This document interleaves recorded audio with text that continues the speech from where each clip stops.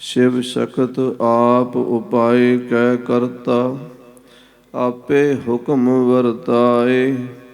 हुक्म वरताए आप वेखै, गुरमुख किसै बुझाए। तोड़ै बंधन होवै मुक्त, शब्द मन वसाए।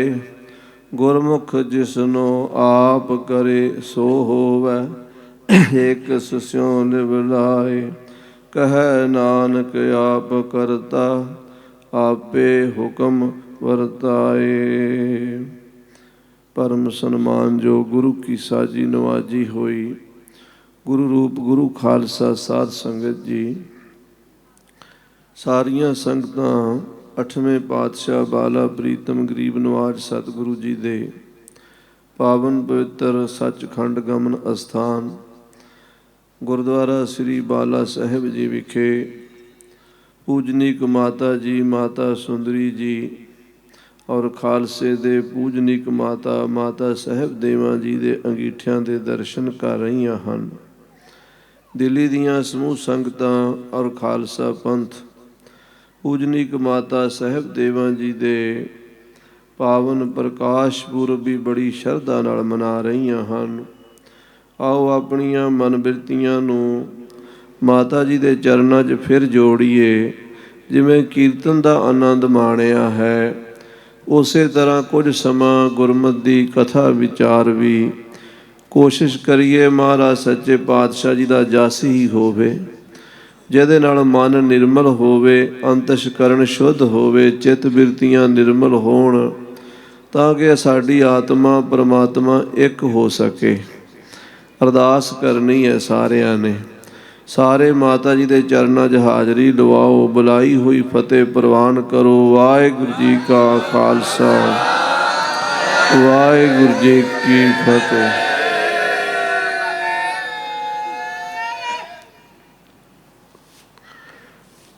जेन कला धारियो आकाशं बैसंतर बेष्ट। जिस कला नाल वाहिगुरू ने ये सारा संसार पैदा किया है, क्योंकि बिना ताकत दे, बिना शक्ति दे, बिना पावर दे कोई काम नहीं हो सकता। बिना ताकत दे कोई ताकतवर नहीं हुंदा। बिना बल दे कोई बलवान नहीं हुंदा। बिना शक्ति दे कोई शक्ता नहीं हुंदा। अकाल पुरख ने ऐसा नियम बनाया है कि एक शिव है, एक ओदी शक्ति है। शिव नाम कल्याण स्वरूप दा है। आखो सतनाम श्री वाहिगुरू। शिव नाम चेतन दा है। असी तां किसी मूर्ति का ध्यान कर लवांगे क्योंकि साड़ी ओनी की सोच है, ओनी की बिरती है, पर वाहिगुरू परमेश्वर की कोई मूर्ति नहीं है। वो सारिया ही मूर्तां विच विराजमान है, पर ओदी अकाल मूर्त है। जिन्नियां मूर्तां साडे सामने आउंदियां हन, भावें वो अखां नाल देखियां जाण, भावें वो कन्नां नाल सुणियां जाण, भावें वो नक नाल सूंघियां जाण, ते भावें चमड़ी नाल छूईयां जाण, ते भावें जीभ नाल चखियां जाण। जिहड़ियां पंज ज्ञान इंद्रियां राहीं साडे अनुभव च आंदियां ने, वो मिट जांदियां ने, वो सदा नहीं रहिंदियां। अखां नाल किन्ना कुh चिर देख लोगे, कन्नां नाल किन्ना कुh चिर सुन लोगे, जीभ नाल किन्ना चिर चख लोगे, नक नाल किन्ना चिर सूंघ लोगे, चमड़ी नाल किन्ना चिर छू लोगे। खाने आ बड़े बड़े स्वादी खाने, पर 24 घंटे तो नहीं ना खा सकते। देखते हैं बड़ियां बड़ियां सोहणियां फिल्मां, पर 24 घंटे तो नहीं देख सकते। सुनते हैं बड़े बड़े गीत गाने, लगातार तो नहीं सुन सकते। छूंदे हाँ बड़े बड़े कोमल फुल्लां नूं, पर सदा तो नहीं छू सकते। इस करके ਜਿਹੜੀਆਂ मूर्तां साडे अनुभव च आ रही ने, पंजां ही ज्ञान इंद्रियां राहीं आ रही ने, होर कोई साडे कोल साधन नहीं है। हाँ विद्वानां ने 6वीं इंद्री मन नूं कहा है, पर वो बड़ी ਸੂਖਮ ਹੈ ਉਹ ਵੀ ਇਹਦੇ ਰਾਹੀਂ ਕੰਮ ਕਰਦੀ ਹੈ। ਜੇ ਪੰਜੇ ਨਾ ਹੋਣ ਤੇ ਮਨ ਵੀ ਕੁਛ ਨਹੀਂ ਕਰ ਸਕਦਾ। ਪੰਜ ਉਪਕਰਨ ਹਨ, ਪੰਜ ਗਿਆਨ ਇੰਦਰੀਆਂ ਸਾਧਨ ਹਨ ਮਨ ਤੱਕ ਗਿਆਨ ਨੂੰ ਪਹੁੰਚਾਉਣ ਦਾ। ਜੋ ਅਸੀਂ ਇਹ ਮੂਰਤਾਂ ਦੇਖਦੇ ਹਾਂ ਇਹ ਸਾਰੀਆਂ ਬਿਨਸਣ ਵਾਲੀਆਂ ਹਨ, ਪਰ ਜਿਹੜਾ ਦੇਖਣ ਵਾਲਾ ਹੈ, ਆਖੋ ਸਤਿਨਾਮ ਸ੍ਰੀ ਵਾਹਿਗੁਰੂ, ਜਿਹੜਾ ਅੰਦਰ ਬੈਠਾ ਵੇਖੈ ਵੱਖ ਇਕੇਲਾ, ਸੱਚਾ ਸੋ ਸਾਹਿਬ ਸੱਚ ਤਪਾਵਸ, ਸਚੜਾ ਨਿਆਉ ਕਰੇਗ ਮਸੋਲਾ। ਜਿਹੜਾ ਅੰਦਰ ਬੈਠਾ ਦੇਖ ਰਿਹਾ ਹੈ ਨਾ, ਬੈਠਾ ਵੇਖੈ ਵੱਖ ਅਕੇਲਾ, ਉਹ ਹਰ ਟਾਈਮ ਦੇਖਦਾ ਹੈ। ਉਹ ਨਾ ਦੇਖਣ ਨੂੰ ਵੀ ਦੇਖਦਾ ਹੈ। ਆਪਾਂ ਤਾਂ ਦੇਖਣ ਨੂੰ ਹੀ ਦੇਖਦੇ ਹਾਂ, ਉਹ ਨਾ ਦੇਖਣ ਨੂੰ ਵੀ। ਜਿਹੜਾ ਨਹੀਂ ਦਿਸਦਾ, ਕੀ ਨਹੀਂ ਦਿਸਦਾ? ਰਾਤ ਗੂੜੀ ਨੀਂਦ ਵਿੱਚ ਚਲੇ ਜਾਂਦੇ ਹੋ, ਗੂੜੀ ਨੀਂਦ ਵਿੱਚ ਚਲੇ ਜਾਂਦੇ ਹੋ। ਤੁਹਾਡੇ ਕੋਲ ਕੋਈ ਚੀਜ਼ ਰੱਖ ਜਾਵੇ ਤੇ ਕੋਈ ਚੀਜ਼ ਚੁੱਕ ਕੇ ਲੈ ਜਾਵੇ, ਤੁਹਾਨੂੰ ਪਤਾ ਲੱਗਦਾ? ਪ੍ਰਸ਼ਾਦਾ ਛਕ ਕੇ ਸੌਂ ਜਾਂਦੇ ਹੋ, ਤੁਹਾਡੇ ਗਰਦਨ ਦੇ ਥੱਲੇ ਗਿਆ ਹੋਇਆ ਪਦਾਰਥ ਤੁਹਾਡੇ ਸਰੀਰ ਦੇ ਅੰਦਰ ਹੀ ਰਹਿੰਦਾ। 7 ਘੰਟੇ ਤੁਸੀਂ ਸੁੱਤੇ ਰਹਿੰਦੇ ਹੋ, ਅੰਦਰ ਸਾਰੀ ਪ੍ਰਕਿਰਿਆ ਚੱਲਦੀ ਹੈ, ਸਾਰੀ ਮਸ਼ੀਨਰੀ ਕੰਮ ਕਰਦੀ ਹੈ। ਲੀਵਰ ਆਪਣਾ ਕੰਮ ਕਰਦਾ, ਫੇਫੜੇ ਆਪਣਾ, ਕਿਡਨੀਆਂ ਆਪਣਾ ਕੰਮ ਕਰਦੀਆਂ ਨੇ, ਪਰ ਤੁਹਾਨੂੰ ਪਤਾ ਹੁੰਦਾ ਨਹੀਂ ਨਾ। ਪਰ ਉਸ ਪਤਾ ਨਾ ਹੋਣ ਦਾ ਪਤਾ, ਜਦੋਂ ਤੁਸੀਂ ਜਾਗਦੇ ਹੋ, ਸਵੇਰੇ ਉੱਠਦੇ ਹੋ, ਤੁਸੀਂ ਕੀ ਕਹਿੰਦੇ ਹੋ? ਅੱਜ ਮੈਨੂੰ ਇੰਨੀ ਗੂੜੀ ਨੀਂਦ ਆਈ ਸੀ, ਮੈਨੂੰ ਪਤਾ ਨਹੀਂ ਚੱਲਿਆ ਮੈਂ ਕਿੱਥੇ ਪਿਆ ਹਾਂ। ਪਤਾ ਨਾ ਚੱਲਣ ਦਾ ਪਤਾ ਜਿਸ ਨੂੰ ਚੱਲਿਆ ਹੈ, ਉਹੀ ਤਾਂ ਅਕਾਲ ਪੁਰਖ ਦੀ ਜੋਤ ਤੁਹਾਡੇ ਅੰਦਰ ਬੈਠੀ ਹੋਈ ਹੈ। ਆਖੋ ਸਤਿਨਾਮ ਸ੍ਰੀ ਵਾਹਿਗੁਰੂ। ਮਨ ਤੂੰ ਜੋਤ ਸਰੂਪ ਹੈ, ਆਪਣਾ ਮੂਲ ਪਛਾਣ। ਉਹ ਜਿਹੜੀ ਵਾਹਿਗੁਰੂ ਦੀ ਸ਼ਿਵ ਸ਼ਕਤੀ ਹੈ, ਮਹਾਰਾਜ ਗੁਰੂ ਅਮਰਦਾਸ ਕਹਿੰਦੇ, ਸ਼ਿਵ ਸ਼ਕਤ ਆਪ ਉਪਾਏ ਕੈ ਕਰਤਾ। ਕਰਤੇ ਪੁਰਖ ਨੇ ਖੇਡ ਬਣਾਈ ਹੈ, ਸ਼ਕਤੀ ਤੇ ਸ਼ਿਵ ਦੀ ਹੈ। ਹੁਣ ਸੱਸੇ ਨੂੰ ਲਾ ਕੇ ਸਿਹਾਰੀ ਤੇ ਵਾਵਾ ਪੰਜਾਬੀ ਪੜ੍ਹੇ ਹੋ, ਦੱਸੋ ਕੀ ਬਣਿਆ? ਸ਼ਿਵ। ਸਿਹਾਰੀ ਲਾ ਦਿਓ, ਸ਼ਬ ਕਿਹਨੂੰ ਕਹਿੰਦੇ ਆ? ਡੈਡ ਬਾਡੀ ਨੂੰ। ਤੇ ਜੇ ਵਿੱਚ ਸਿਹਾਰੀ ਆ ਗਏ ਫਿਰ ਸ਼ਿਵ। ਸ਼ਿਵ ਜੋ ਤੁਰਿਆ ਫਿਰਦਾ ਹੈ, ਮਾਟੀ ਕੋ ਪੂਤਰਾ ਕੈਸੇ ਨਚਤ ਹੈ, ਦੇਖੈ ਦੇਖੈ ਸੁਣੈ ਬੋਲੈ ਦੌੜਿਓ ਫਿਰਤ ਹੈ। ਉਹ ਸ਼ਿਵ ਦੀ ਜਿਹੜੀ ਇੱਕ ਉਹ ਸਿਹਾਰੀ ਹੈ ਨਾ, ਉਹੀ ਸ਼ਕਤੀ ਹੈ। ਆਖੋ ਸ੍ਰੀ ਵਾਹਿਗੁਰੂ। ਉਹੀ ਸ਼ਕਤੀ ਹੈ। ਆਸ ਜਿੰਨਾ ਸੰਸਾਰ ਹੈ ਸ਼ਕਤੀ ਨਾਲ ਚੱਲ ਰਿਹਾ ਹੈ। ਸਾਡੇ ਹਿੰਦੁਸਤਾਨ ਦੇ ਮਹਾਨ ਵਿਦਵਾਨ ਆਦਿ ਗੁਰੂ ਸ਼ੰਕਰਾਚਾਰਿਆ ਜੀ, ਜਿਨ੍ਹਾਂ ਨੇ ਭਾਰਤ ਵਿੱਚ ਵੇਦਾਂਤ ਮਤ ਦਾ ਪ੍ਰਚਾਰ ਕੀਤਾ, 32 ਸਾਲ ਦੀ ਉਮਰ ਵਿੱਚ ਦਰਜਨਾਂ ਗ੍ਰੰਥ ਲਿਖੇ ਹਨ ਔਰ 4 ਵੱਡੇ ਮੱਠ ਹਿੰਦੁਸਤਾਨ ਵਿੱਚ ਸਥਾਪਿਤ ਕੀਤੇ ਹਨ।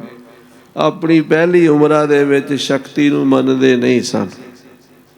ਉਹ ਕਹਿੰਦੇ ਇਕੱਲਾ ਬ੍ਰਹਮ ਹੀ ਹੈ, ਸ਼ਕਤੀ ਕੋਈ ਨਹੀਂ।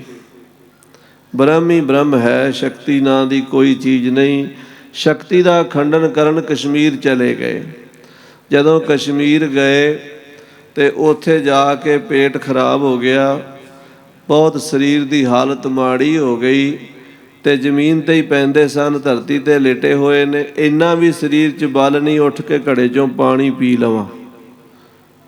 ਦਸਤ ਲੱਗ ਗਏ, ਪੇਚਸ ਹੋ ਗਈ, ਪੇਟ ਖਰਾਬ ਹੋਣ ਨਾਲ ਪਾਣੀ ਮੁੱਕ ਗਿਆ ਸਰੀਰ ਵਿੱਚੋਂ, ਕਮਜ਼ੋਰੀ ਆ ਗਈ।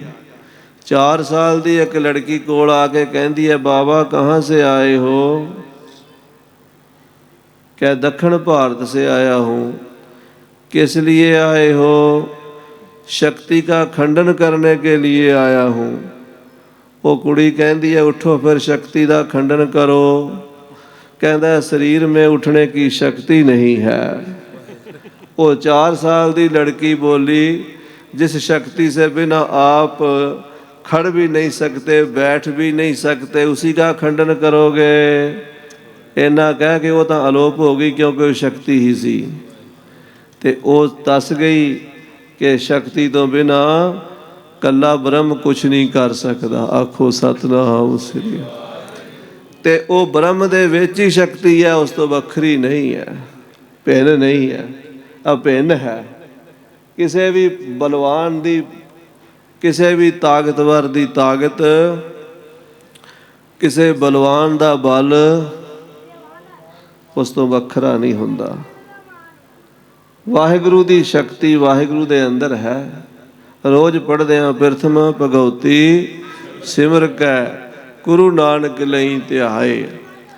ਉਹ ਸ਼ਕਤੀ ਨੇ ਮਾਂ ਰੂਪ ਧਾਰਨ ਕੀਤਾ ਹੈ, ਸ਼ਕਤੀ ਨੇ ਪਿਓ ਰੂਪ ਧਾਰਨ ਕੀਤਾ ਹੈ। ਦੋਵਾਂ ਦਾ ਮੇਲ ਹੁੰਦਾ ਤਾਂ ਇਹ ਸੰਸਾਰ ਦੀ ਰਚਨਾ ਹੁੰਦੀ ਹੈ।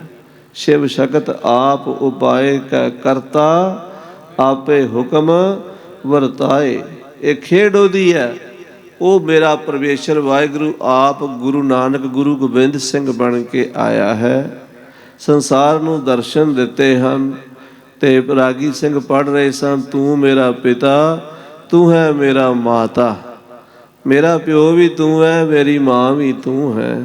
ਕਿਉਂਕਿ ਮਾਤਾ ਪਿਤਾ ਆਪ ਹੀ ਬਣਦਾ ਹੈ, ਆਪ ਹੀ ਸ਼ਿਵ ਹੈ, ਆਪ ਹੀ ਸ਼ਕਤੀ ਹੈ। ਆਪੇ ਸ਼ਿਵ ਸ਼ਕਤੀ ਸੰਜੋਗੀ। ਗੁਰਬਾਣੀ 'ਚ ਇਹ ਪੰਕਤੀਆਂ ਕਈ ਵਾਰੀ ਆਈਆਂ, ਇਸ ਵਿਸ਼ੇ ਨੂੰ ਬੜਾ ਖੋਲ੍ਹਿਆ ਮਹਾਰਾਜ ਨੇ। ਆਪੇ ਸ਼ਿਵ ਸ਼ਕਤੀ ਸੰਜੋਗੀ, ਉਹਨਾਂ ਦਾ ਸੰਜੋਗ ਵੀ ਆਪ ਹੈ। ਮਾਤਾ ਜੀ, ਮਾਤਾ ਸਾਹਿਬ ਦੇਵਾਂ ਜੀ ਉਸ ਅਕਾਲ ਪੁਰਖ ਦੀ, ਪਰਮੇਸ਼ਰ ਦੀ ਸ਼ਕਤੀ ਦਾ ਸਰੂਪ ਹਨ। ਇਸ ਕਰਕੇ ਸਤਿਗੁਰੂ ਸੱਚੇ ਪਾਤਸ਼ਾਹ ਜੀ ਦੇ ਗ੍ਰਹਿ ਵਿਖੇ ਆਪ ਜੀ ਸੰਨ 1700 ਦੇ ਵਿੱਚ, 1757 ਬਿਕਰਮੀ ਵਿੱਚ ਆਏ ਹਨ। ਆਮ ਤੌਰ 'ਤੇ ਕਈ ਵਾਰੀ ਭੁਲੇਖੇ ਨਾਲ ਸਾਡੀ ਰਸਨਾ ਤੋਂ ਐਸਾ ਨਿਕਲ ਜਾਂਦਾ ਹੈ, ਜਾਂ ਜਾਣੇ ਅਣਜਾਣੇ ਵਿੱਚ ਅਸੀਂ ਕਹਿ ਦਿੰਦੇ ਹਾਂ ਕਿ ਮਾਤਾ ਜੀ ਨੇ ਪਤਾਸੇ ਪਾਏ ਅੰਮ੍ਰਿਤ ਵਿੱਚ। ਪਰ ਅੰਮ੍ਰਿਤ ਤਾਂ 1699 ਦੀ ਵਿਸਾਖੀ ਨੂੰ ਛਕਾਇਆ ਸੀ ਤੇ ਮਾਤਾ ਜੀ 1700 ਵਿੱਚ ਆਏ ਸਨ। ਮਾਤਾ ਜੀ, ਮਾਤਾ ਵੱਡੇ ਮਾਤਾ ਜੀਤੋ ਜੀ ਨੇ ਪਤਾਸੇ ਪਾਏ ਸਨ। ਪਰ ਜਦੋਂ ਮਾਤਾ ਸਾਹਿਬ ਜੀ ਨੇ ਬੇਨਤੀ ਕੀਤੀ, ਸੱਚੇ ਪਾਤਸ਼ਾਹ ਜੀ ਮੇਰਾ ਵੀ ਕੋਈ ਪੁੱਤਰ ਹੋਵੇ, ਮੇਰੀ ਵੀ ਕੋਈ ਸੰਸਾਰ ਵਿੱਚ ਸੰਤਾਨ ਹੋਵੇ, ਮੇਰੀ ਵੀ ਕੋਈ ਨਿਸ਼ਾਨੀ ਹੋਵੇ, ਤਾਂ ਗਰੀਬ ਨਵਾਜ ਸੱਚੇ ਪਾਤਸ਼ਾਹ ਜੀ ਨੇ ਮਾਤਾ ਜੀ ਦੀ ਪੂਰਬਲੀ ਤਪੱਸਿਆ ਨੂੰ ਮੁੱਖ ਰੱਖਦਿਆਂ ਹੋਇਆਂ, ਉਹਨਾਂ ਦੀ ਆਤਮਿਕ ਸ਼ਕਤੀ ਨੂੰ ਪਛਾਣਦਿਆਂ ਹੋਇਆਂ ਬਚਨ ਕੀਤੇ ਸਨ। ਮਾਤ ਭਗਵਤੀ ਪਿਤਾ ਕਾਲ ਪੁਰਖ, ਗੋਦ ਲਿਓ ਲੈ ਖਾਸ ਪਲੀ, 40 ਨਰ ਇਹ ਬੀਜ ਖਾਲਸੇ, ਮੁਕਤੇ ਪਾਵਨ ਸਿੰਘ ਬਲੀ।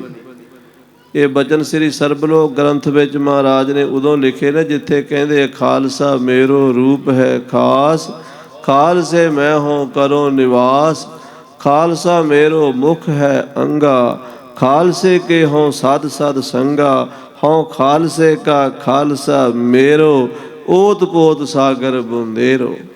ਉੱਥੇ ਪਾਤਸ਼ਾਹ ਕਹਿੰਦੇ ਆ ਕਿ ਉਹ ਭਗਵਤੀ। ਇੱਥੇ ਕਈ ਲੋਕਾਂ ਨੇ ਅੱਜ ਸਾਡੇ ਪੰਥ ਵਿੱਚ ਇੰਨੇ ਵਿਵਾਦ ਖੜੇ ਕਰ ਦਿੱਤੇ ਜੀ, ਦੇਵੀਆਂ ਦੀ ਉਪਮਾ ਕੀਤੀ ਹੈ ਜੀ, ਇਹ ਦੇਵੀਆਂ ਦੇ ਉਪਾਸ਼ਕ ਨੇ ਜੀ, ਇਹ ਦੇਵੀਆਂ ਦੀ ਕਥਾ ਕਰੀ ਜਾਂਦੇ ਆ ਜੀ, ਇਹ ਦੇਵੀਆਂ ਦੀ ਗੱਲਾਂ ਗ੍ਰੰਥਾਂ 'ਚ ਲਿਖੀਆਂ ਹੋਈਆਂ ਨੇ। ਖਾਲਸਾ ਜੀ ਕਦੀ ਗੁਰਬਾਣੀ ਪੜ੍ਹ ਕੇ ਤਾਂ ਦੇਖੋ, ਗੁਰਬਾਣੀ 'ਚ ਗਹਿਰੇ ਉਤਰੋ, ਫਿਰ ਪਤਾ ਲੱਗੇਗਾ ਕਿ ਕਿਹੜੀ ਦੇਵੀ ਦੀ ਗੱਲ ਹੈ। ਉਹ ਭਗਉਤੀ ਹੈ ਜਿਹੜੀ ਨਾ ਜੰਮਦੀ ਹੈ, ਨਾ ਮਰਦੀ ਹੈ, ਨਾ ਆਉਂਦੀ ਹੈ, ਨਾ ਜਾਂਦੀ ਹੈ। ਉਹ ਸਦਾ ਸਦਾ ਪ੍ਰਕਾਸ਼ ਹੈ। ਰੋਜ਼ ਪੜ੍ਹਦੇ ਹਾਂ ਸਹਿਸ ਕੀਰਤੀ ਸਲੋਕਾਂ ਵਿੱਚ ਪੰਚਮ ਪਾਤਸ਼ਾਹ ਕਹਿੰਦੇ, ਜੇਨ ਕਲਾ ਧਾਰਿਓ ਆਕਾਸ਼ੰ ਬੈਸਤਰ ਕਾਸ਼ਟ ਬੇਸ਼ਟੰ, ਜੇਨ ਕਲਾ ਸਸ ਸੂਰ ਨਖਤਰ ਜੋਤਿੰ ਸਾਸੰ ਸਰੀਰ ਧਾਰਣਾ।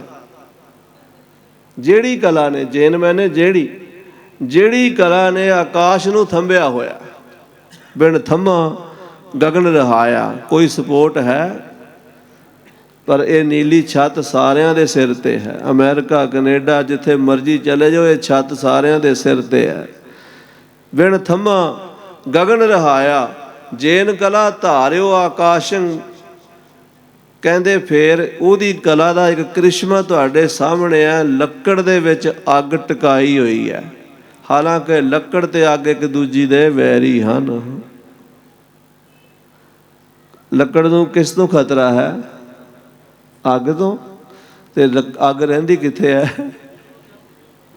आखो श्री वाहिगुरू। बकरी सिंह एक तै थाए राखे, बकरी दे शेर इकट्ठे रखे ने। हुण बकरी शेर तुसीं इकट्ठे करके विखाओ जरा। सानू एक छोटे हुंदियां संप्रदाय च उस्तादां ने सवाल पाना। ਪਹਿਲਾਂ ਜਿਹੜੇ ਟਕਸਾਲੇ ਦੇ ਵਿੱਚ ਗਿਆਨੀ ਹੁੰਦੇ ਸੀ ਨਾ, ਉਹਨਾਂ ਨੇ ਬੜੇ ਬੜੇ ਆਪਣੇ ਢੰਗ ਦੇ ਸਵਾਲ ਰੱਖੇ ਹੋਣੇ। ਕਹਿੰਦੇ ਦੱਸੋ, ਇੱਕ ਬੰਦੇ ਕੋਲ ਪਾਨਾਂ ਦਾ ਟੋਕਰਾ, ਇੱਕ ਬੱਕਰੀ ਹੈ, ਇੱਕ ਸ਼ੇਰ ਹੈ, ਨਦੀ ਪਾਰ ਕਰਨੀ ਹੈ, ਇੱਕ ਇੱਕ ਚੀਜ਼ ਪਾਰ ਲੈ ਕੇ ਜਾਣੀ ਹੈ, ਕਿਵੇਂ ਲੈ ਜਾਏਗਾ? ਜੇ ਆਖੇ ਜੀ ਪਹਿਲਾਂ ਬੱਕਰੀ ਦੇ ਸ਼ੇਰ ਨੂੰ ਲਿਜਾ ਕੇ ਬੰਨ੍ਹ ਦੇਵੇ, ਕਹਿੰਦੇ ਫਿਰ ਤਾਂ ਸ਼ੇਰ ਨੂੰ ਬੱਕਰੀ ਖਾ ਜਾਏਗੀ, ਬੱਕਰੀ ਨੂੰ ਸ਼ੇਰ ਖਾ ਜਾਏਗਾ। ਕਹਿੰਦੇ ਜੇ ਪਾਨਾਂ ਦਾ ਟੋਕਰਾ ਤੇ ਬੱਕਰੀ ਇਕੱਠੇ ਛੱਡ ਦੇ ਤੇ ਪਾਨਾਂ ਨੂੰ ਬੱਕਰੀ ਖਾ ਜਾਏਗੀ। ਕਹਿੰਦੇ ਕੀ ਕਰੀਏ? ਕਹਿੰਦੇ ਪਹਿਲਾਂ ਬੱਕਰੀ ਨੂੰ ਪਾਰ ਲੈ ਜਾਓ, ਨਦੀ ਤੋਂ ਬੰਨ੍ਹ ਆਓ। ਕਹਿੰਦੇ ਫਿਰ ਕਹਿੰਦੇ ਸ਼ੇਰ ਨੂੰ ਲੈ ਜਾਓ ਤੇ ਬੱਕਰੀ ਨੂੰ ਵਾਪਸ ਲੈ ਆਓ ਤੇ ਪਾਨਾਂ ਦਾ ਟੋਕਰਾ ਫਿਰ ਪਰਾਂ ਰੱਖ ਆਓ ਤੇ ਬਾਅਦ 'ਚ ਫਿਰ ਦੂਜੀ ਵਾਰੀ ਬੱਕਰੀ ਲੈ ਜਾਓ, ਤਾਂ ਪਾਰ ਹੋਣੀ ਹੈ। ਵੀ ਇਹ ਚੀਜ਼ਾਂ ਇਕੱਠੀਆਂ ਨਹੀਂ ਹੁੰਦੀਆਂ, ਕਹਿਣ ਦਾ ਮਤਲਬ ਇਹ ਹੈ।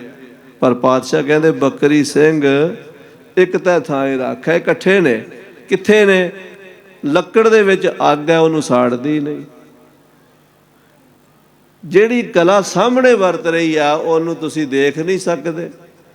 ਕਹਿੰਦੇ ਜੇਨ ਕਲਾ ਮਾਤ ਗਰਭ ਅਸਥਾਪਨ, ਮਾਂ ਦੇ ਪੇਟ 'ਚ 9 ਮਹੀਨੇ ਬੱਚਾ ਰਿਹਾ, ਮਾਂ ਨੇ ਜੋ ਵੀ ਕਰੜੇ ਤੋਂ ਕਰੜਾ ਖਾਣਾ ਖਾਧਾ ਉਹਨੂੰ ਸਾੜ ਕੇ ਉਸ ਖਾਣੇ ਨੇ ਲਹੂ ਬਣਾ ਦਿੱਤਾ, ਰਸ ਬਣਾਤਾ, ਉਹਦਾ ਸਰੀਰ ਦੀਆਂ ਹੱਡੀਆਂ ਬਣਾਤੀਆਂ, ਉਹਦਾ ਵੇਸਟ ਬਣਾਤਾ, ਪਰ ਬੱਚੇ ਨੂੰ ਸੇਕ ਨਹੀਂ ਲੱਗਣ ਦਿੱਤਾ। ਉਹਦੀ ਕਲਾ ਹੈ। ਕਲਗੀਧਰ ਪਾਤਸ਼ਾਹ ਕਹਿੰਦੇ ਜਾਕੀ ਕਲਾ ਵਰਤੈ ਜਗ ਮੈਂ, ਅਰ ਜਾਕੀ ਕਲਾ ਸਭ ਰੂਪਨ ਮੈਂ। ਉਸ ਭਵਾਨੀ ਦੀ, ਉਸ ਚੰਡੀ ਦੀ ਗੁਰੂ ਗ੍ਰੰਥ ਬਾਣੀ 'ਚ ਗੱਲ ਆਈ ਜੇ, ਉਸ ਨੂੰ ਭਗਉਤੀ ਕਹਿੰਦੇ ਨੇ। ਜਿਹੜੇ ਲੋਕ ਸ਼ੰਕਾ ਕਰ ਰਹੇ ਨਾ ਵੀ ਦਾ ਪਾਤਸ਼ਾਹ ਦੀ ਬਾਣੀ 'ਚ ਭਗਉਤੀ ਦਾ, ਚੰਡੀ ਦਾ ਜ਼ਿਕਰ ਕਿਉਂ ਆਉਂਦਾ, ਉਹਨਾਂ ਨੂੰ ਬਾਣੀ ਪੂਰੀ ਪੜ੍ਹ ਲੈਣ ਨਾ, ਬਾਣੀ ਦੇ ਵਿੱਚ ਹੀ ਜਵਾਬ ਹੈ। ਜਾਕੀ ਕਲਾ ਵਰਤੈ ਜਗ ਮੈਂ, ਜਿਸ ਦੀ ਆਹ ਕਲਾ ਸਾਰੇ ਸੰਸਾਰ 'ਚ ਵਰਤ ਰਹੀ ਹੈ। ਕੀੜੀ ਵਿੱਚ ਵੀ ਹੈ, ਹਾਥੀ 'ਚ ਵੀ ਹੈ, ਮੱਛਰ 'ਚ ਵੀ ਹੈ, ਗਰੜ ਵਿੱਚ ਵੀ ਹੈ, ਹਵਾ ਵਿੱਚ ਵੀ ਹੈ, ਪਾਣੀ ਵਿੱਚ ਵੀ ਹੈ, ਅੱਗ ਵਿੱਚ ਵੀ ਹੈ। ਵਿਸਮਾਦ ਭੁੱਖ, ਵਿਸਮਾਦ ਭੋਗ, ਇਹ ਕਲਾ ਨਹੀਂ ਹੈ? ਹੈਰਾਨ ਹੈ ਵੀ ਕਿਹੜੀ ਚੀਜ਼ ਨੂੰ ਭੁੱਖ ਲੱਗਦੀ ਹੈ। ਲੱਗਦੀ ਆਪਾਂ ਸਾਰਿਆਂ ਦਾ ਤਜਰਬਾ ਹੈ, ਸਾਰਿਆਂ ਦਾ ਅਨੁਭਵ ਹੈ, ਸਾਰਿਆਂ ਦੀ ਫੀਲਿੰਗ ਹੈ।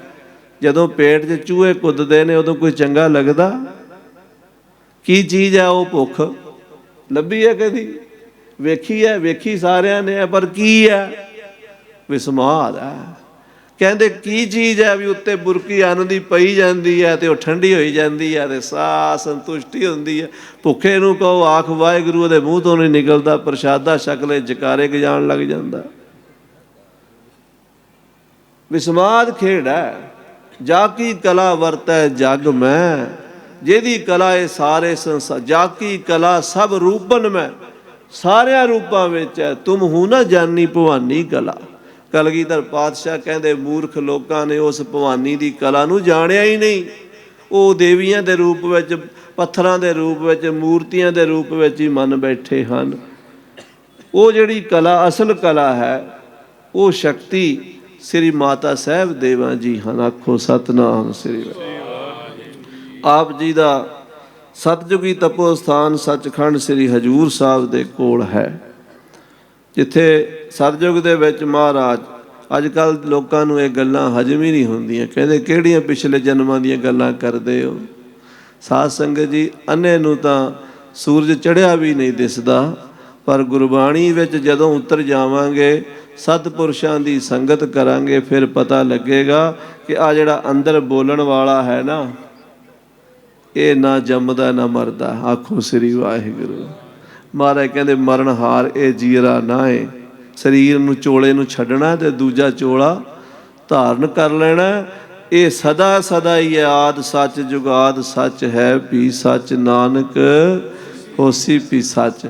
ਉਹ ਸਦਾ ਸੱਚ ਸਰੂਪ ਸ੍ਰੀ ਕਲਗੀਧਰ ਪਾਤਸ਼ਾਹ ਮਹਾਰਾਜ ਸਤਿਯੁਗ ਵਿੱਚ ਸ੍ਰੀ ਹਜ਼ੂਰ ਸਾਹਿਬ ਵਾਲੀ ਧਰਤੀ, ਗੋਦਾਵਰੀ ਦੇ ਕੰਢੇ ਤਪ ਕਰਿਆ ਕਰਦੇ ਸਨ। ਉਦੋਂ ਨਾਮ ਲੋਕਪਾਲ ਸੀ। ਲੋਕਾਂ ਨੂੰ ਪਾਲਦੇ ਸਨ, ਗਰੀਬਾਂ ਦੀ ਰੱਖਿਆ ਕਰਦੇ ਸਨ, ਜ਼ਾਲਮਾਂ ਨਾਲ ਯੁੱਧ ਕਰਦੇ ਸਨ। ਅਤੇ ਮਾਤਾ ਜੀ ਸ਼ਕਤੀ ਸਰੂਪ ਉੱਥੇ ਬਹਿ ਕੇ ਭਜਨ ਕਰਦੇ ਸਨ। ਜਦੋਂ ਸਮਾਂ ਆਇਆ ਧਰਤੀ 'ਤੇ ਸਾਰੇ ਰਾਖਸ਼ੀ ਰਾਖਸ਼ ਹੋ ਗਏ। ਕਈ ਵਾਰੀ ਐਸਾ ਸਮਾਂ ਆਉਂਦਾ, ਇਹ ਧਰਤੀ ਇੱਕੋ ਜਿਹੀ ਨਹੀਂ ਆ, ਜਮਨਾ ਭਰੀ ਤੁਹਾਡੇ ਕੋਲ ਚੱਲ ਰਹੀ ਹੈ, ਇੱਥੋਂ ਹੀ ਸਮਝ ਲੈਣਾ। ਸਾਵਣ ਦੇ ਮਹੀਨੇ 'ਚ ਠਾਠਾਂ ਮਾਰਦੀ ਹੈ, ਤਾਂ ਪਰ ਜਦੋਂ ਜਨਵਰੀ ਦਾ ਜਾਂ ਦਸੰਬਰ ਦਾ ਟਾਈਮ ਆਉਂਦਾ, ਉਦੋਂ ਸਵਾਇਆ ਜਾਂ ਜਲ ਰਹਿ ਜਾਂਦਾ। ਆਖੋ ਸ੍ਰੀ ਵਾਹਿਗੁਰੂ। ਸੰਸਾਰ ਦੀ ਨਦੀ ਹੈ, ਇਹਦੇ ਵਿੱਚ ਕਈ ਵਾਰੀ ਬੜਾ ਵੱਡਾ ਪਸਾਰਾ ਪਸਰ ਜਾਂਦਾ ਅਤੇ ਕਦੀ ਬਿਲਕੁਲ ਥੋੜ੍ਹਾ ਜਿਹਾ ਸੂਖਮ ਰਹਿ ਜਾਂਦਾ। ਕਦੀ ਇੱਥੇ ਦੇਵਤੇ ਹੀ ਦੇਵਤੇ ਹੋ ਜਾਂਦੇ ਨੇ, ਚੰਗੇ ਹੀ ਬੰਦੇ ਪੈਦਾ ਹੋ ਜਾਂਦੇ ਨੇ, ਸਾਰੇ ਪਾਸੇ ਸ਼ਾਂਤੀ, ਸੁੱਖ, ਆਨੰਦ, ਖੁਸ਼ੀ ਅਤੇ ਖੇੜੇ ਦਾ ਮਾਹੌਲ ਹੋ ਜਾਂਦਾ। ਕਦੀ ਇੱਥੇ ਰਾਖਸ਼ ਪੈਦਾ ਹੋ ਜਾਂਦੇ ਨੇ, ਚਿੰਤਾ, ਫਿਕਰ, ਡਰ, ਕਤਲੋ ਗਾਰਤ, ਖੂਨ ਖਰਾਬੇ, ਅਤੇ ਇਹ ਧਰਤੀ ਦੇ ਉੱਤੇ ਹਾਹਾਕਾਰ ਮਚ ਜਾਂਦੀ ਹੈ। ਦੇਵਤੇ ਅਤੇ ਦੈਂਤ ਕੋਈ ਸਿੰਘਾਂ ਵਾਲੇ ਨਹੀਂ ਹੁੰਦੇ, ਜਿਵੇਂ ਲੋਕਾਂ ਨੇ ਸਮਝਿਆ ਹੋਇਆ ਨਾ ਵੀ ਟੈਲੀਵਿਜ਼ਨ 'ਤੇ ਆਉਂਦੇ ਆ ਜਿਹੜੇ ਦੇਵਤੇ, ਸਿਰ 'ਤੇ ਮੁਕਟ ਲੱਗੇ ਹੁੰਦੇ ਉਹੀ ਦੇਵਤੇ ਹੈ, ਜਾਂ ਜਿਨ੍ਹਾਂ ਦੇ ਸਿਰ 'ਤੇ ਸਿੰਘ ਲੱਗੇ ਹੁੰਦੇ ਉਹ ਰਾਖਸ਼ ਹੈ।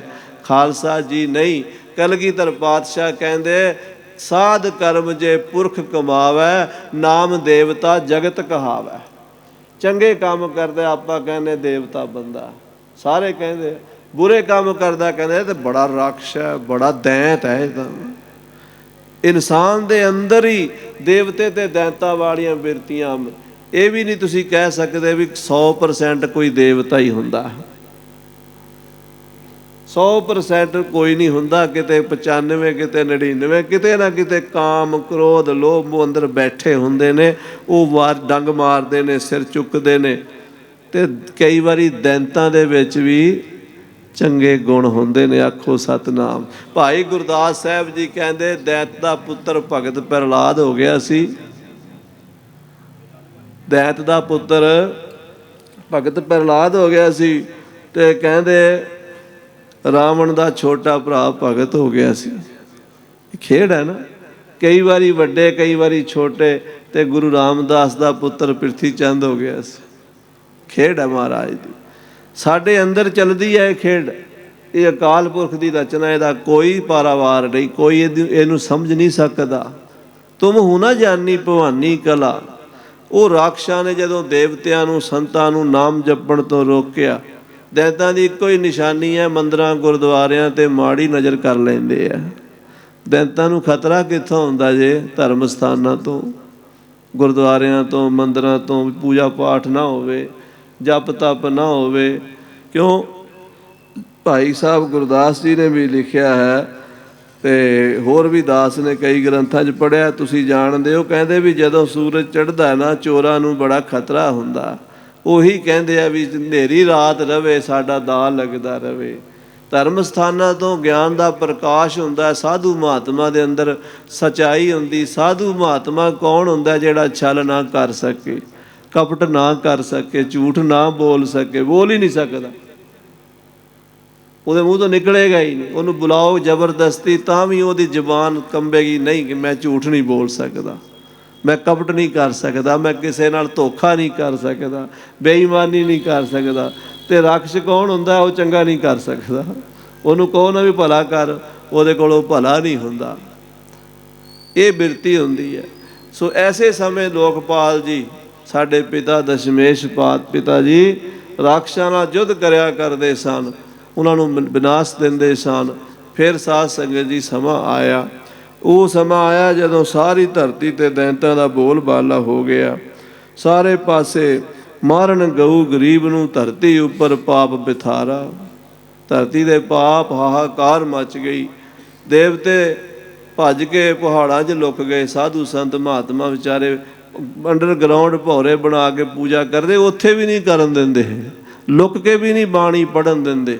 ਅਤੇ ਖਾਲਸਾ ਜੀ ਐਸੇ ਸਮੇਂ ਵਿੱਚ, ਇਹ ਸਮਾਂ ਅੱਗੇ ਵੀ ਆ ਰਿਹਾ ਜੇ, ਮਾਫ਼ ਕਰਨਾ, ਜੋ ਵਰਤਾਰਾ ਅੱਗੇ ਵਰਤ ਰਿਹਾ ਨਾ। ਮੈਨੂੰ ਕਈ ਪਰਿਵਾਰ ਮਿਲੇ, ਉਹ ਕਹਿੰਦੇ, ਸਿੰਘ ਕਹਿੰਦਾ ਮੈਂ ਸਵੇਰੇ ਬਾਣੀ ਪੜ੍ਹਨ ਲੱਗਦਾ, ਉੱਠ ਕੇ 4 ਵਜੇ ਘਰ ਵਾਲੀ ਕਹਿੰਦੀ ਤੂੰ ਸੌਣ ਨਹੀਂ ਦਿੰਦਾ। ਮਾਂ ਬਾਪ ਕਹਿੰਦੇ ਤੂੰ ਜ਼ਿਆਦਾ ਭਗਤ ਬਣਿਆ ਹੋਇਆ। ਕੋਈ ਕਿਸੇ ਦਾ ਬੱਚਾ ਗੁਰਦੁਆਰੇ ਜਾਣ ਲੱਗ ਜਾਵੇ, ਕਹਿੰਦੇ ਗੁਰਦੁਆਰੇ ਜ਼ਿਆਦਾ ਜਾਂਦਾ, ਵੇਖਿਓ ਕਿਤੇ ਕੰਮਕਾਰ ਤੋਂ ਨਾ ਹਟ ਜਾਵੇ, ਨੌਕਰੀ ਨਾ ਛੱਡ ਪਵੇ, ਦੁਕਾਨ ਨਾ ਛੱਡ ਕੇ ਬਹਿ ਜਾਵੇ। ਕਿੰਨਾ ਫਿਕਰ ਹੈ। ਚੋਰੀ ਕਰਨ ਲੱਗ ਜਾਵੇ, ਜੂਆ ਖੇਡਣ ਲੱਗ ਜਾਵੇ, ਸ਼ਰਾਬ ਪੀਣ ਲੱਗ ਜਾਵੇ, ਕਹਿੰਦੇ ਕੋਈ ਨਹੀਂ, ਬੱਚਾ ਹੌਲੇ ਹੌਲੇ ਸੁਧਰ ਜਾਏਗਾ। ਗੁਰਦੁਆਰੇ ਆਉਣ ਲੱਗ ਜਾਵੇ, ਖਤਰਾ ਹੈ ਕਿਤੇ ਸਾਰਾ ਕੁਝ ਗਵਾ ਕੇ ਨਾ ਬਹਿ ਜਾਵੇ। ਬਿਰਤੀਆਂ ਕਲਯੁਗ ਨੂੰ ਹੋਰ ਕੋਈ ਸਿੰਘ ਨਹੀਂ ਲੱਗੇ ਹੋਏ। ਕਲਯੁਗ ਕਿਤੇ ਦੇਸ਼ ਨਾ ਆਇਆ ਸੁਣੀਐ, ਤੀਰਥ ਪਾਸ ਨਾ ਬੈਠਾ, ਦਾਤਾ ਦਾਨ ਕਰੇ ਤੈ ਨਾਹੀ, ਮਹਿਲ ਉਸਾਰ ਨਾ ਬੈਠਾ। ਕਲਯੁਗ ਦੇ ਲੱਛਣ ਨੇ, ਜੇ ਕੋ ਨਾਉ ਲਏ ਬਦਨਾਮੀ, ਸਤਨਾਮ ਸ੍ਰੀ ਵਾਹਿਗੁਰੂ। ਜੇ ਕੋਈ ਜਪਦਾ ਹੈ ਉਹਦੀ ਬਦਨਾਮੀ ਹੁੰਦੀ ਹੈ। ਕਲ ਕੇ ਲੱਛਣ, ਇਹ ਕਲਯੁਗ ਦੇ ਲੱਛਣ ਹਨ। ਐਸਾ ਵਰਤਾਰਾ ਵਰਤ ਗਿਆ ਤਾਂ ਉਸ ਵੇਲੇ ਸਾਧ ਸੰਗਤ ਜੀ ਅਕਾਲ ਪੁਰਖ ਦੀ ਸ਼ਕਤੀ ਨੂੰ ਯਾਦ ਕੀਤਾ ਦੇਵਤਿਆਂ ਨੇ ਕਿ ਹੇ ਮਾਤਾ ਤੂੰ ਚੰਡੀ ਹੈ, ਸ਼ਕਤੀ ਹੈ। ਸਾਧ ਸੰਗਤ ਜੀ ਮੈਂ ਪਹਿਲਾਂ ਦੱਸ ਦਿੱਤਾ ਵੀ ਸ਼ਕਤੀ ਉਸ ਪ੍ਰਭੂ ਦੀ ਹੀ ਹੈ। ਐਵੇਂ ਭਰਮ 'ਚ ਨਹੀਂ ਪੈਣਾ ਇਹ ਹਿੰਦੂਆਂ ਦੀ ਹੈ, ਮੁਸਲਮਾਨਾਂ ਦੀ। ਹਵਾ ਨਾ ਹਿੰਦੂਆਂ ਦੀ ਹੈ, ਨਾ ਮੁਸਲਮਾਨਾਂ ਦੀ ਹੈ, ਨਾ ਸਿੱਖਾਂ ਦੀ ਹੈ। ਧਰਤੀ ਨਾ ਹਿੰਦੂਆਂ ਦੀ ਹੈ, ਨਾ ਮੁਸਲਮਾਨਾਂ ਦੀ ਹੈ, ਨਾ ਸਿੱਖਾਂ ਦੀ ਹੈ। ਪਾਣੀ, ਅੱਗ, ਅੰਨ ਦੇਵਤਾ, ਪਾਣੀ ਦੇਵਤਾ, ਬੈਸੰਤਰ ਦੇਵਤਾ, ਲੂਣ ਪੰਜਵਾਂ ਪਾਇਆ, ਕਿਰਤਤਾ ਹੋਵਾ ਪਾ। ਇਹ ਦੱਸੋ ਕਿਹੜੇ ਧਰਮ ਦੇ ਹਨ? ਅੰਨ ਦਾ ਕੀ ਧਰਮ ਹੈ? ਪਾਣੀ ਦਾ ਕੀ ਧਰਮ ਹੈ? ਹਵਾ ਦਾ ਕੀ ਧਰਮ ਹੈ? ਜਿਹੜੇ ਧਰਮ ਦੀਆਂ ਅਸੀਂ ਡੈਫੀਨੇਸ਼ਨਾਂ ਬਣਾਈ ਬੈਠੇ ਹਾਂ, ਬੜੀਆਂ ਸੌੜੀਆਂ ਹਨ। ਧਰਮ ਤਾਂ ਬੜਾ ਵਿਸ਼ਾਲ ਹੈ। ਉਸ ਵਿਸ਼ਾਲ ਦ੍ਰਿਸ਼ਟੀ ਨਾਲ ਸਮਝ ਲੈਣਾ ਗੱਲ ਨੂੰ। ਅਕਾਲ ਪੁਰਖ ਦੇ ਅੱਗੇ ਅਰਦਾਸ ਕੀਤੀ, ਉਹ ਸ਼ਕਤੀ ਪ੍ਰਗਟ ਹੋਈ, ਯੁੱਧ ਹੋਇਆ, ਪਰ ਉਹ ਦੈਂਤ ਪ੍ਰਬਲ ਹੋ ਗਏ। ਪ੍ਰਬਲ ਹੋ ਗਏ, ਸ਼ਕਤੀ ਭੱਜ ਕੇ ਉੱਥੇ ਪਹੁੰਚ ਗਈ ਜਿੱਥੇ ਸ੍ਰੀ ਹੇਮਕੁੰਡ ਸਾਹਿਬ ਦੀ ਪਹਾੜੀ ਚੋਟੀ ਹੈ। ਉੱਥੇ ਇੱਕ ਮਹਾਂਪੁਰਸ਼ ਸਮੁੰਦਰ ਰਿਸ਼ੀ ਜੀ ਤਪ ਵਿੱਚ ਬੈਠੇ ਪਰਮੇਸ਼ਰ ਨਾਲ ਇੱਕਮਿਕ ਹੋਏ। ਚਰਨਾਂ 'ਚ ਜਾ ਕੇ ਕਹਿਣ ਲੱਗੀ, ਕਿਉਂਕਿ ਸਾਧ ਸੰਗਤ ਜੀ ਪਰਮੇਸ਼ਰ ਨਾਲੋਂ ਵੀ ਪਰਮੇਸ਼ਰ ਦੇ ਭਗਤ ਵੱਡੇ ਹਨ। ਆਖੋ ਸ੍ਰੀ ਵਾਹਿਗੁਰੂ। ਪਰਮੇਸ਼ਰ ਨਾਲੋਂ ਪਰਮੇਸ਼ਰ ਦੇ ਭਗਤ ਵੱਡੇ ਹਨ। ਕਿਉਂ? ਕਦੀ ਕਿਸੇ ਚੌਂਕ ਚੁਰਾਹੇ ਵਿੱਚ ਰੱਬ ਮਿਲਿਆ ਖੜਾ ਤੇ ਮੈਨੂੰ ਦੱਸੋ। ਕਿਸੇ ਸ਼ਹਿਰ ਮੁਹੱਲੇ, ਕਿਸੇ ਮੰਦਰ ਗੁਰਦੁਆਰੇ 'ਚ ਰੱਬ ਰਹਿੰਦਾ ਤੇ ਦਿਖਾਓ। ਜਦੋਂ ਦੇਖਿਆ, ਜਦੋਂ ਦਰਸ਼ਨ ਹੋਏ ਨੇ, ਕਿਸੇ ਮਹਾਂਪੁਰਸ਼ ਦੇ ਕੋਲੋਂ ਹੋਏ ਨੇ, ਕਿਸੇ ਸਾਧੂ ਦੇ ਰੂਪ 'ਚ ਹੋਏ ਨੇ। ਭਾਵੇਂ ਉਹ ਗੁਰੂ ਨਾਨਕ ਸਾਹਿਬ ਮਹਾਰਾਜ ਦੇ ਰੂਪ 'ਚ ਹੋਏ ਹੋਣ, ਭਾਵੇਂ ਉਹ ਕਲਗੀਆਂ ਵਾਲੇ ਦੇ ਰੂਪ 'ਚ ਹੋਏ ਹੋਣ, ਭਾਵੇਂ ਉਹ ਭਗਤ ਕਬੀਰ ਜੀ ਦੇ ਰੂਪ 'ਚ ਹੋਏ ਹੋਣ, ਭਾਵੇਂ ਉਹ ਰਵਿਦਾਸ ਜੀ ਦੇ ਰੂਪ 'ਚ ਹੋਏ ਹੋਣ। ਜਦੋਂ ਪ੍ਰਕਾਸ਼ ਹੋਇਆ ਬ੍ਰਹਮ ਦਾ, ਕਿਸੇ ਬ੍ਰਹਮ ਗਿਆਨੀ ਦੇ ਹਿਰਦੇ 'ਚ ਹੋਇਆ। ਇਸ ਗੱਲ ਨੂੰ ਤੁਸੀਂ ਚੈਲੰਜ ਨਹੀਂ ਕਰ ਸਕਦੇ। ਜੇ ਕਰ ਸਕਦੇ ਹੋ ਤਾਂ ਦਿਖਾਓ ਅੱਜ। ਮਹਾਰਾਜ ਕਹਿੰਦੇ, ਕਹੋ ਕਬੀਰ ਹੋਂ ਭਇਆ ਉਦਾਸ, ਤੀਰਥ ਬੜਾ ਕਿ ਹਰ ਕਾ ਦਾਸ। ਤੁਸੀਂ ਤੀਰਥਾਂ ਨੂੰ ਵੱਡਾ ਮੰਨਦੇ ਹੋ, ਇਹ ਦੱਸੋ ਤੀਰਥ ਬਣੇ ਕਿਵੇਂ ਨੇ? ਜਵਾਬ ਮਿਲੇਗਾ, ਸੰਤਾਂ ਮਹਾਂਪੁਰਸ਼ਾਂ ਅਵਤਾਰਾਂ ਗੁਰੂਆਂ ਦੇ ਚਰਨ ਪਏ ਨੇ ਤੇ ਤੀਰਥ ਬਣੇ ਨੇ। ਗੁਰੂ ਰਾਮਦਾਸ ਸਾਹਿਬ ਨੇ ਜਵਾਬ ਦਿੱਤਾ, ਜਾਰਨਵੀਂ ਤਪੈ ਭਗੀਰਥ ਆਣੀ।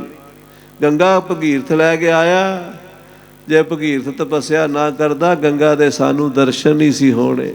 ਜਾਰਨਵੀਂ ਤਪੈ ਭਗੀਰਥ ਆਣੀ, ਕੇਦਾਰ ਥਾਪਿਓ ਮਹਿ ਸਾਈ। ਜੇ ਸ਼ਿਵ ਜੀ ਭਗਵਾਨ ਨਾ ਹੁੰਦੇ ਤੇ ਕੇਦਾਰਨਾਥ ਤੀਰਥ ਨਹੀਂ ਸੀ ਬਣ ਸਕਦਾ।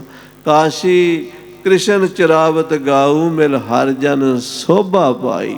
ਹਰੀ ਜਨਾਂ ਪ੍ਰਭੂ ਦੇ ਪਿਆਰਿਆਂ ਦੇ ਚਰਨ ਪੈਣ ਨਾਲ ਤੀਰਥ ਬਣੇ ਨੇ। ਕਹਿੰਦੇ ਵੇਦ ਵੱਡਾ ਕਿ ਜਹਾਂ ਤੇ ਆਇਆ। ਇਹ ਵੀ ਸਵਾਲ ਹੈ। 4 ਵੇਦ ਵੱਡੇ ਸ਼੍ਰੋਮਣੀ, ਕਹਿੰਦੇ ਉਹ ਵੱਡੇ ਨੇ ਕਿ ਜਿੱਥੋਂ ਵੇਦ ਆਇਆ ਉਹ ਜਗ੍ਹਾ ਵੱਡੀ ਹੈ। ਮਾਤੜ ਦੇ ਕਹਿਣਗੇ ਜੀ ਵੇਦ ਹੀ ਵੱਡੇ ਨੇ, ਪਰ ਜਿਹੜਾ ਤੱਤ ਵਿਚਾਰ ਕਰੇਗਾ, ਤੱਤ ਵਿਚਾਰ, ਉਹ ਕਹੇਗਾ ਨਹੀਂ। ਜਿਸ ਬ੍ਰਹਮ ਗਿਆਨੀ ਰਿਸ਼ੀਆਂ ਮੁਨੀਆਂ ਸਾਧੂਆਂ ਦੇ ਅੰਦਰ ਵੇਦ ਦਾ ਅਨੁਭਵ ਪੈਦਾ ਹੋਇਆ, ਬਾਅਦ ਵਿੱਚ ਲਿਖਿਆ ਗਿਆ। ਪਹਿਲਾਂ ਅਨੁਭਵ ਹੁੰਦਾ ਕਿ ਪਹਿਲਾ ਗ੍ਰੰਥ ਹੁੰਦਾ? ਮੈਨੂੰ ਇਹ ਦੱਸੋ। ਭਾਈ ਰਤਨ ਸਿੰਘ ਜੀ ਭੰਗੂ ਪੰਥ ਪ੍ਰਕਾਸ਼ ਇੱਕ ਦੋਹਰਾ ਲਿਖਿਆ। ਉਹ ਕਹਿੰਦੇ ਆ ਕਿ ਸਿਮਰਤ ਵੇਦ ਪੁਰਾਣ ਸਭ ਇਹ ਕੰਚਨ ਕੇ ਚੇਰ। ਜਿੰਨੀਆਂ ਦੁਨੀਆ ਦੀਆਂ ਕਿਤਾਬਾਂ ਨੇ, ਜਿੰਨੇ ਗ੍ਰੰਥ ਨੇ, ਜਿੰਨੇ ਪੁਸਤਕ ਨੇ, ਬੜੇ ਬੜੇ ਸਤਿਕਾਰਯੋਗ ਗ੍ਰੰਥ ਨੇ ਉਹ, ਪਰ ਸਭ ਦੇ ਵਿੱਚ ਮਾਇਆ ਦਾ ਪ੍ਰਭਾਵ ਹੈ। ਕਿਵੇਂ? ग्रंथ लिखना, कागज पैसे नाल आउणा, कलम पैसे नाल आउणी है, स्याही पैसे नाल आउणी है, प्रिंटिंग प्रैस पैसे नाल लगनी है, किताब विकनी खरीदनी पैसे का सारा सौदा। कहते जिन्ने ग्रंथ ने उहदे च माया का प्रभाव है। कहते अनुभव पारस की कणी, अनुभव फीलिंग महसूस करना, अनुभव पारस की कणी। पारस एक वड्डी हुंदी है, वो लोहे नूं ला दिओ सोना बना दिंदी है। कहते जिहड़ा अनुभव है ना महापुरुषां दा, वो पारस की कणी है, कंचन करै सुमेर, उहदे सोने दे पहाड़ खड़े कर दिंदी है। भगत कबीर साहब जी महाराज कहते वेद बड़ा कि जहाँ ते आया, कहो कबीर हो भया उदास, तीर्थ बड़ा कि हर का दास। इस करके साध संगत जी साधु वड्डे हन, सब ते वड्डे परमेश्वर दे प्यारे भगत संत हन। वो शक्ति तो भी वड्डे हन, जिहड़ी शक्ति उत्थे पहुँच के कहती है महापुरुषो मेरे पिछे राक्षस लगे है, मैनू हुण गुप्त कर लो।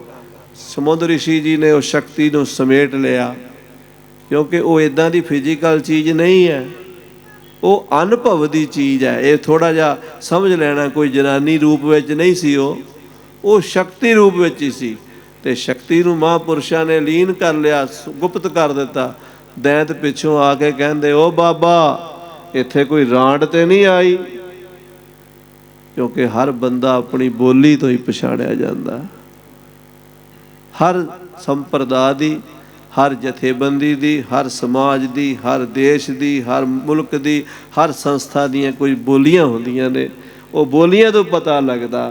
उन्होंने पछाण लिया दैंत ने, वो कहण लगे ओ मूर्खो इदां नहीं बोली दा, वो माता है, वो माता है, जगत जननी है, सब सृष्टि नूं तुहानूं भी, क्योंकि देवते भी उत्थों ही पैदा होए ने, दैंत भी उत्थों ही पैदा होए। दुआं सिरियां का आप स्वामी खेलै बिगसै अंतरजामी, जो भावै सो कार करावै, नानक दृष्टि अवर ना। पंडित गुलाब सिंह जी ने एक बड़ा महान ग्रंथ लिखा प्रबोध चंद्र नाटक, ਉਹਦੇ ਵਿੱਚ लिखा राडा नगरी ਦੇ ਵਿੱਚੋਂ, राडा नगरी ਕਿਹੜੀ है, साडा अंतशकरण मन, ਇਹਦੇ ਵਿੱਚੋਂ सब कुछ पैदा ਹੁੰਦਾ। मन ਦੇ ਅੱਗੋਂ ਪੁੱਤਰ ਧੀਆਂ ਨੇ, ਕਾਮ क्रोध लोभ मोह हंकार चोरी यारी ठगी बेईमानी धोखाधड़ी, मन दियां धीआं पुत्तर ने। कहते इसे मन दे ही पुत्र ने, सत संतोख दया धर्म सच सोच नेकी परोपकार। किवें जदों मन कहता चल चलीए, कथा हो रही है सुन के आईए, कीर्तन सुनीए, कथा सुनीए, बाणी सुनीए, ਉਹਦੇ ਵਿੱਚੋਂ सत संतोख दया धर्म पैदा हो जाते हैं। तो जे कहते चल ठेके ते चलीए, क्लब च चलीए, जूए खाने चलीए, वो इक्को ही मन होता है, ਉਹੀ ਉਹ खेड करता, ਉਹੀ ਉਹ खेड करता। सब दा पैदाइश उत्थों हो रही है। कहते तुहाडा भी तुहाडी भी माँ है, इदां ना बोलो। वो मूर्ख सन, मूर्ख के क्या लक्षण है, मूर्ख दे सिंह नहीं होंदे, मूर्ख दे महाराज कहते क्या लक्षण है, क्या मूर्ख का करना। मूर्ख वो जे मुगद है हंकारे मरना, हंकार विच आए कहण लगे इनू भी फड़ो, ये भी उन्हां दे नाल दा ही है। जदों आके महापुरुषां नूं तंग करन लगे, ऐदां शेर दी खल थल्ले पई सी, शेर दी खल दे उत्ते साधु बह के तप करदे आ। ਉਹਦਾ कोई बहुत डूंगा फलसफा है, हर एक बंदे नूं तां नहीं समझ आएगा, पर जदों धरती नाल बह के साधना करते हैं ना, उस वेले धरती नालों लिंक तोड़न वास्ते वो जरूरी हुंदा, नहीं तो अर्थ जिहड़ा ना उहदियां शक्तियां नूं थल्ले खिंचदा रहिंदा।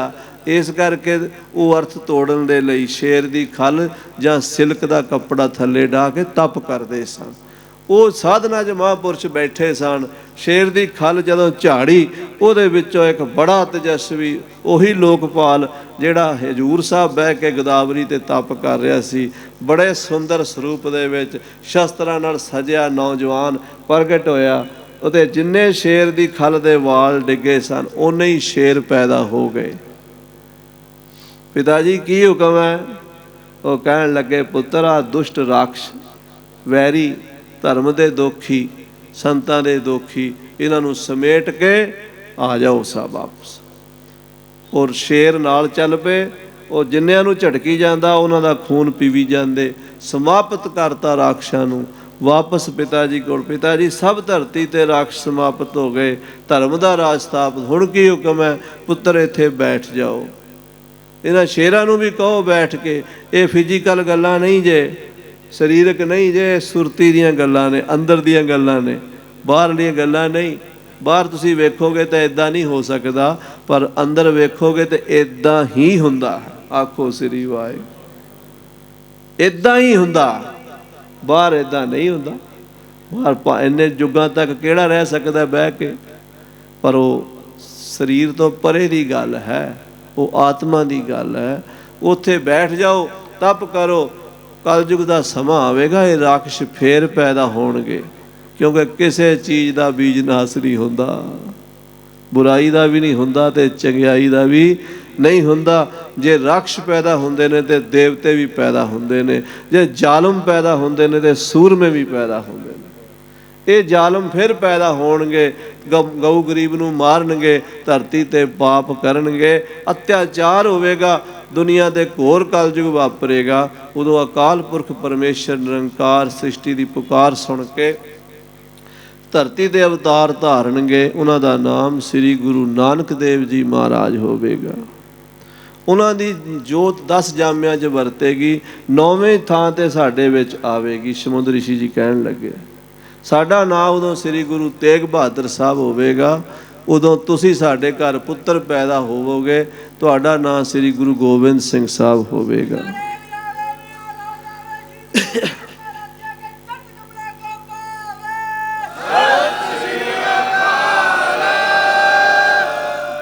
ਉਸ ਵੇਲੇ ਇਹ ਜਿਹੜੇ ਸ਼ੇਰ ਹਨ, ਖਲ ਵਿੱਚੋਂ ਪੈਦਾ ਹੋਏ, ਇਹ ਖਾਲਸੇ ਬੱਬਰ ਸ਼ੇਰ, ਇਹ ਤੁਹਾਡੇ ਨਾਲ ਪੈਦਾ ਹੋਣਗੇ। ਇਕੱਲੇ 1.25 ਲੱਖ ਦਾ ਮੁਕਾਬਲਾ ਕਰਨਗੇ।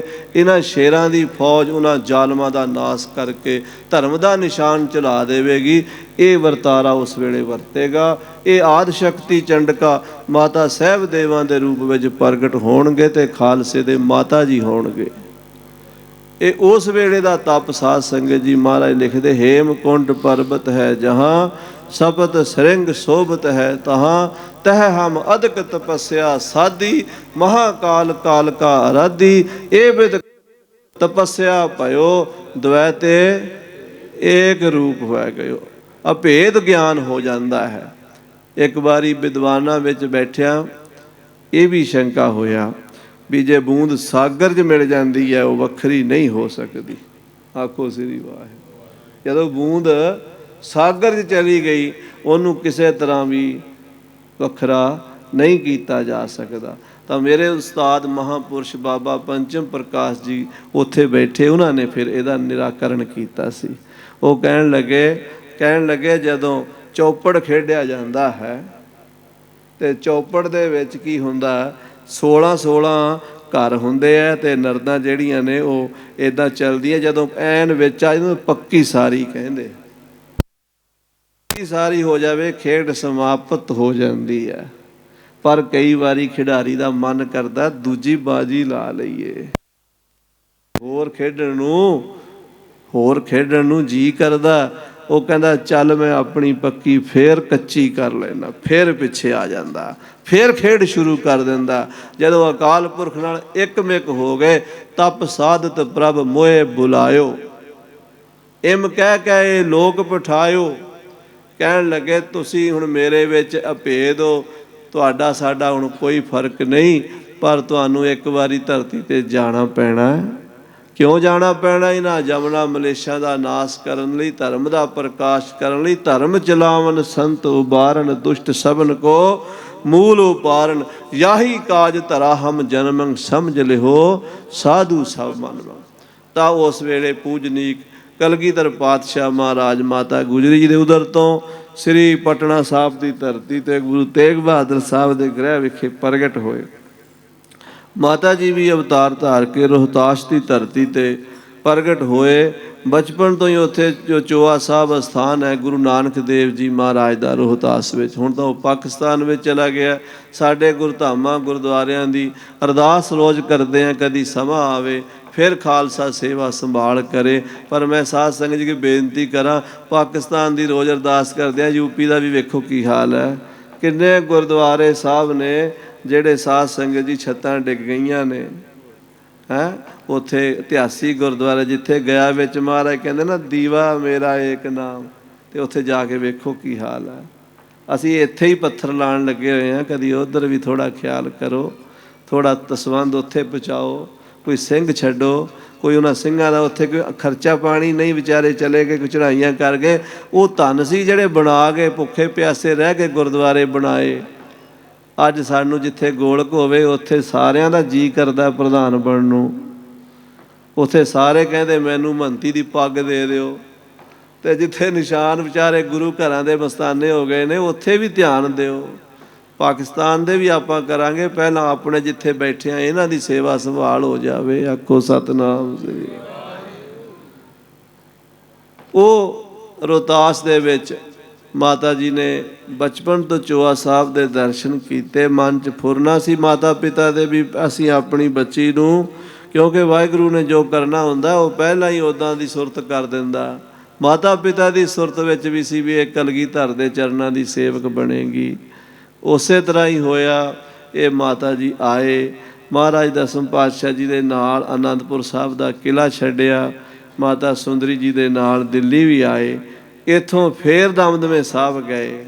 ਦਮਦਮੇ ਸਾਹਿਬ ਜਾ ਕੇ ਜੋ ਸੀਨ ਵੇਖਿਆ, ਉਹ ਸੀਨ ਵੇਖ ਕੇ ਮਾਤਾ ਸੁੰਦਰੀ ਤੇ ਮਾਤਾ ਸਾਹਿਬ ਦੇਵਾਂ ਖੜੀਆਂ ਪਤੀ ਨੂੰ ਸੀਸ ਨਿਵਾਰੀਆਂ, ਪੁੱਛਣ ਜੋੜ ਕੇ ਹੱਥ ਹੈ ਸਾਹਿਬ ਸੱਚੇ ਜਿੰਦਾ ਪਿਆਰੀਆਂ, ਨਜ਼ਰ ਨਹੀਂ ਆ ਰਹੀਆਂ।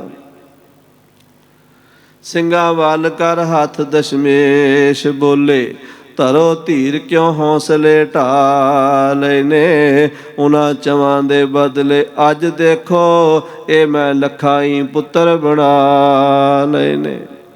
इन पुत्रन के शीस पर वार दिए सतचार, चार मुए तो क्या हुआ जीवत कई हजार। ये महाराज सच्चे पातशाह दे नाल माता जी ने फिर चाले पाए। दिल्ली आए, फिर महाराज राजस्थान तो हो के बादशाह बहादुर शाह नूं बादशाही दे के इत्थे पड़ा होया। माता सुंदरी जी नूं हुक्म होया तुसीं इत्थे निवास करो। माता साहिब देवां नूं भी हुक्म होया, पर कहण लगे महाराज मेरा भरण है, मैं आप जी के दर्शन करके प्रशादा छकदी हाँ, मैनू अपने चरणों च नाल लैके चलो। हजूर साहब तक माता जी गए, अपने तपो स्थान ते जा बैठे, जिहड़ा उन्हां दा सतयुगी स्थान सी। लागे हीरा घाट, उत्थे कलगीधर पातशाह पड़ाव कीता। दसम दी सारी बाणी दे अर्थ भाई दया सिंह ने बेनती कीती सानू सुणाओ। सारी बाणी दे अर्थ सिंघां नूं महाराज ने सुणाए। ਤੇ ਉੱਥੇ ਮਾਤਾ ਜੀ ਲੰਗਰ ਬਣਾਇਆ ਕਰਦੇ। ਮਹਾਰਾਜ ਹੀਰੇ ਘਾਟ ਤੋਂ ਜਾ ਕੇ ਮਾਤਾ ਸਾਹਿਬ ਦੇਵਾਂ ਦੇ ਸਥਾਨ 'ਤੇ ਮਾਤਾ ਜੀ ਦੇ ਹੱਥੋਂ ਲੰਗਰ ਛਕਿਆ ਕਰਦੇ। ਅਤੇ ਉੱਥੇ ਜਦੋਂ ਕੁਝ ਸਮਾਂ ਵਰਤਾਰਾ ਵਰਤਣਾ ਭਵਿੱਖ ਦਾ ਜਾਣ ਲਿਆ ਵੀ ਇੱਥੇ ਅਸੀਂ ਇੱਕ ਕਾਰਨ ਕਰਨਾ ਹੈ, ਜੋਤੀ ਜੋਤ ਸਮਾਉਣਾ ਹੈ, ਅਤੇ ਆਪਣੇ ਸਾਰੇ ਪਿਆਰਿਆਂ ਨੂੰ ਮਹਾਰਾਜ ਸੱਚੇ ਪਾਤਸ਼ਾਹ ਜੀ ਨੇ ਪਹਿਰੇ ਲਾਏ। ਉਹਨਾਂ ਵਿੱਚੋਂ ਮਾਤਾ ਜੀ ਨੂੰ ਹੁਕਮ ਹੋਇਆ ਵੀ ਤੁਸੀਂ ਹੁਣ ਦਿੱਲੀ ਚਲੇ ਜਾਓ, ਉੱਥੇ ਬਿਰਾਜਮਾਨ ਹੋਵੋ। ਫਿਰ ਬੇਨਤੀ ਕੀਤੀ ਮਹਾਰਾਜ ਮੇਰਾ ਤਾਂ ਆਪ ਜੀ ਦੇ ਪ੍ਰਸ਼ਾਦ ਦਰਸ਼ਨ ਕਰੇ ਬਿਨਾਂ ਪ੍ਰਸ਼ਾਦਾ ਨਾ ਛਕਣ ਦਾ ਪਰਨ ਹੈ। ਮੈਂ ਉਹਨਾਂ ਚਿਰ ਮਹਾਰਾਜ ਪ੍ਰਸ਼ਾਦਾ ਨਹੀਂ ਛਕਦੀ ਜਿੰਨਾ ਚਿਰ ਆਪ ਜੀ ਦੇ ਦਰਸ਼ਨ ਨਹੀਂ ਕਰ ਲੈਂਦੀ। ਅਤੇ ਮੈਂ ਉੱਥੇ ਦਿੱਲੀ 'ਚ ਕਿਵੇਂ ਰਵਾਂਗੀ, ਕਿਵੇਂ ਦਰਸ਼ਨ ਕਰਾਂਗੀ। ਤਾਂ ਹਜ਼ੂਰ ਨੇ ਵੱਡੇ ਸਤਿਗੁਰਾਂ ਦੇ ਇਹ ਪਵਿੱਤਰ ਸ਼ਸਤਰ, ਇਹ 6 ਸ਼ਸਤਰ ਵੀ ਲਿਖੇ ਨੇ, 5 ਵੀ ਲਿਖੇ ਨੇ ਇਤਿਹਾਸਕਾਰਾਂ ਨੇ। ਅੱਜ ਸਾਡੇ ਕੋਲ 2 ਸ਼ਸਤਰ ਨੇ। ਸਾਧ ਸੰਗਤ ਜੀ ਇਹ ਸ਼ਸਤਰ ਵੱਡੇ ਸਤਿਗੁਰਾਂ ਦੇ ਹਨ। ਮਹਾਰਾਜ ਸ੍ਰੀ ਗੁਰੂ ਹਰਗੋਬਿੰਦ ਸਾਹਿਬ ਮੀਰੀ ਪੀਰੀ ਦੇ ਮਾਲਕ। ਜਦੋਂ ਮਹਾਰਾਜ ਸੱਚੇ ਪਾਤਸ਼ਾਹ ਗੁਰੂ ਹਰਗੋਬਿੰਦ ਸਾਹਿਬ ਜੀ ਸੰਨ 1544 ਜੋਤੀ ਜੋਤ ਸਮਾਉਣ ਲੱਗੇ ਸਨ, ਤਾਂ ਸਤਿਗੁਰਾਂ ਦੇ ਮਹਿਲ ਮਾਤਾ ਨਾਨਕੀ ਜੀ, ਗੁਰੂ ਤੇਗ ਬਹਾਦਰ ਸਾਹਿਬ ਦੀ ਮਾਤਾ ਜੀ, ਥੋੜ੍ਹਾ ਸਮਾਂ 5 ਮਿੰਟ ਹੋਰ ਲਾ ਕੇ ਫਿਰ ਆਪਾਂ ਦਰਸ਼ਨ ਕਰਨੇ। ਮਾਤਾ ਨਾਨਕੀ ਜੀ ਬੇਨਤੀ ਕੀਤੀ, ਮਹਾਰਾਜ ਗਰੀਬ ਨਵਾਜ ਜੀ ਆਪ ਜੀ ਪਿਆਰ ਤਾਂ ਤੇਗ ਬਹਾਦਰ ਨੂੰ ਕਰਦੇ ਹੋ, ਮੇਰੇ ਪੁੱਤਰ ਨੂੰ ਪ੍ਰੇਮ ਕਰਦੇ ਹੋ, ਅਤੇ ਗੱਦੀ ਪੋਤਰੇ ਨੂੰ ਹਰ ਰਾਏ ਜੀ ਨੂੰ ਦੇ ਦਿੱਤੀ ਹੈ, ਮੇਰੇ ਪੁੱਤਰ ਨੂੰ ਗੱਦੀ ਨਹੀਂ ਦਿੱਤੀ, ਤੇਗ ਬਹਾਦਰ ਨੂੰ ਗੱਦੀ ਨਹੀਂ ਦਿੱਤੀ। ਮਹਾਰਾਜ ਪ੍ਰਸ਼ਾਦਾ ਛਕ ਰਹੇ ਸਨ ਅਤੇ ਪ੍ਰਸ਼ਾਦਾ ਛਕਦਿਆਂ ਹੋਇਆਂ ਜਿਹੜੇ ਹੱਥ ਨਾਲ ਰੁਮਾਲ ਨਾਲ ਹੱਥ ਪੂੰਝੇ ਨਾ, ਉਹ ਮਾਤਾ ਨਾਨਕੀ ਜੀ ਦੀ ਝੋਲੀ 'ਚ ਪਾ ਕੇ ਇੱਦਾਂ ਕਹਿਣ ਲੱਗੇ, ਲੈ ਗੱਦੀ ਵੀ ਲੈ ਲੈ, ਤੇਰਾ ਪੁੱਤਰ ਵੀ ਤੇਗ ਬਹਾਦਰ ਵੀ ਗੱਦੀ 'ਤੇ ਬੈਠੇਗਾ ਅਤੇ ਇਹਦਾ ਪੁੱਤਰ ਜਿਹੜਾ ਤੇਰਾ ਪੋਤਰਾ ਹੋਵੇਗਾ ਸਾਡੇ ਆਰੰਭੇ ਹੋਏ ਕਾਰਜਾਂ ਨੂੰ ਪੂਰਨ ਕਰੇਗਾ। ਬੜਾ ਮਹਾਬਲੀ, ਬੜਾ ਤੇਜਸਵੀ, ਬੜਾ ਸ਼ਕਤੀਸ਼ਾਲੀ, ਸੂਰਮਾ, ਬਹਾਦਰ ਯੋਧਾ, ਜੰਗੀ ਜਰਨੈਲ ਹੋਵੇਗਾ, ਜ਼ੁਲਮ ਰਾਜ ਦੀਆਂ ਜੜ੍ਹਾਂ ਪੁੱਟ ਕੇ ਰੱਖ ਦੇਵੇਗਾ। ਇਹ ਵਰ ਮਹਾਰਾਜ ਛੇਵੇਂ ਪਾਤਸ਼ਾਹ ਦਿੱਤੇ। ਉਸ ਸਮੇਂ ਤੋਂ ਇਹ ਸ਼ਸਤਰ ਇਸ ਪਰਿਵਾਰ ਕੋਲ ਆਏ ਸਨ। ਸ੍ਰੀ ਗੁਰੂ ਤੇਗ ਬਹਾਦਰ ਸਾਹਿਬ ਜੀ ਮਹਾਰਾਜ ਨੇ ਇਹਨਾਂ ਦੀ ਸੇਵਾ ਕੀਤੀ।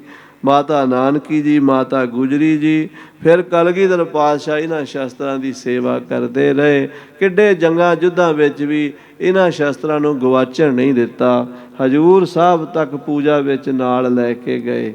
ਆਪਣੇ ਵੱਡਿਆਂ ਦੇ ਸ਼ਸਤਰਾਂ ਦਾ ਸਤਿਕਾਰ ਕਿਵੇਂ ਕਰਦੇ ਸਨ ਮਾਤਾ ਜੀ। ਕਹਿੰਦੇ ਜਦੋਂ ਅਜੀਤ ਸਿੰਘ ਨੇ ਇਹ ਸ਼ਸਤਰ ਗਾਤਰੇ ਪਾ ਲਏ ਸਨ, ਜਿਹੜਾ ਅਜੀਤ ਸਿੰਘ ਮਾਤਾ ਸੁੰਦਰੀ ਜੀ ਨੇ ਪਾਲਿਆ ਸੀ, ਇੱਥੋਂ ਦਿੱਲੀ ਦਾ ਨੌਜਵਾਨ ਬੱਚਾ ਛੋਟਾ ਜਿਹਾ, ਉਹਦੀ ਸ਼ਕਲ ਸੂਰਤ ਕੁਝ ਸੁੰਦਰ ਸੀ, ਸਾਹਿਬਜ਼ਾਦਾ ਅਜੀਤ ਸਿੰਘ ਜੀ ਨਾਲ ਰਲਦੀ ਸੀ। ਅਤੇ ਕਹਿਣ ਲੱਗੀ ਮਹਾਰਾਜ ਨੂੰ, ਮੈਂ ਇਕੱਲੀ ਇੱਥੇ ਕੀ ਕਰਾਂਗੀ, ਆ ਬੱਚਾ ਪਾਲ ਲਵਾਂ। 4 ਸਾਲਾਂ ਦਾ ਸੀ ਉਦੋਂ, ਸੁਨਿਆਰਿਆਂ ਦਾ ਮੁੰਡਾ ਸੀ। ਮਾਤਾ ਜੀ ਦੇ ਬਚਨ ਸੁਣ ਕੇ ਪਾਤਸ਼ਾਹ ਬੋਲੇ, ਕਹਿਣ ਲੱਗੇ ਸੁੰਦਰੀ ਜੀ, ਹੰਸਾਂ ਦੀ ਰੀਸ ਬਗਲੇ ਨਹੀਂ ਕਰਿਆ ਕਰਦੇ। ਕਿਵੇਂ ਬਾਣੀ 'ਚ ਬਚਨ ਆਉਂਦਾ ਕਿ ਹੰਸਾਂ ਸੇਤੀ ਚਿੱਤ ਉਲਾਸਾ, ਕੁੱਕੜ ਦੀ ਉਡਾਰੀ। ਕਹਿੰਦੇ ਹੰਸ ਉਡਾਰੀ ਮਾਰਦਾ 2-2 ਹਜ਼ਾਰ ਮੀਲ ਦੀ ਉਡਾਰੀ ਹੁੰਦੀ ਹੈ, ਉਹਦੇ ਦਮ ਹੁੰਦਾ, ਉਹਨੇ ਮੋਤੀ ਖਾਧੇ ਹੁੰਦੇ ਨੇ। ਅਤੇ ਕੁੱਕੜ ਉਡਾਰੀ ਮਾਰਦਾ ਫੜ ਫੜ ਫੜ ਕਰਕੇ 5-7 ਫੁੱਟ ਫਿਰ ਡਿੱਗ ਜਾਂਦਾ ਹੈ। ਕਹਿੰਦੇ ਇਹ ਉਹਨਾਂ ਦੀ ਰੀਸ ਨਹੀਂ ਕਰ ਸਕੇਗਾ। ਉਹ ਉਹੀ ਸਨ।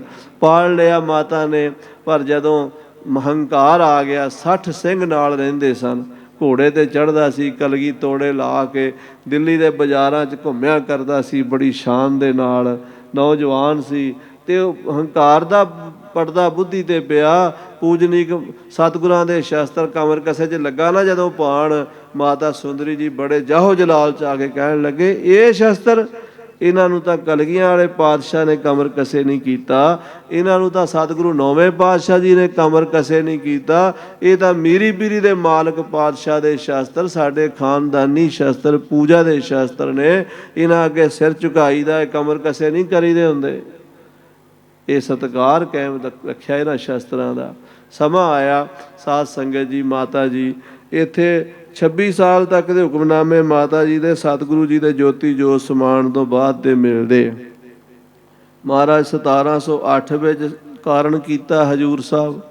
ਮਾਤਾ ਜੀ ਦਾ ਲਾਸਟ ਹੁਕਮਨਾਮਾ ਜੋ ਮਿਲਦਾ ਉਹ 1734-35 ਦਾ ਮਿਲਦਾ ਹੈ। ਦਾਸ ਨੇ ਦਰਸ਼ਨ ਕੀਤੇ ਜਿੰਨੇ ਕੁ।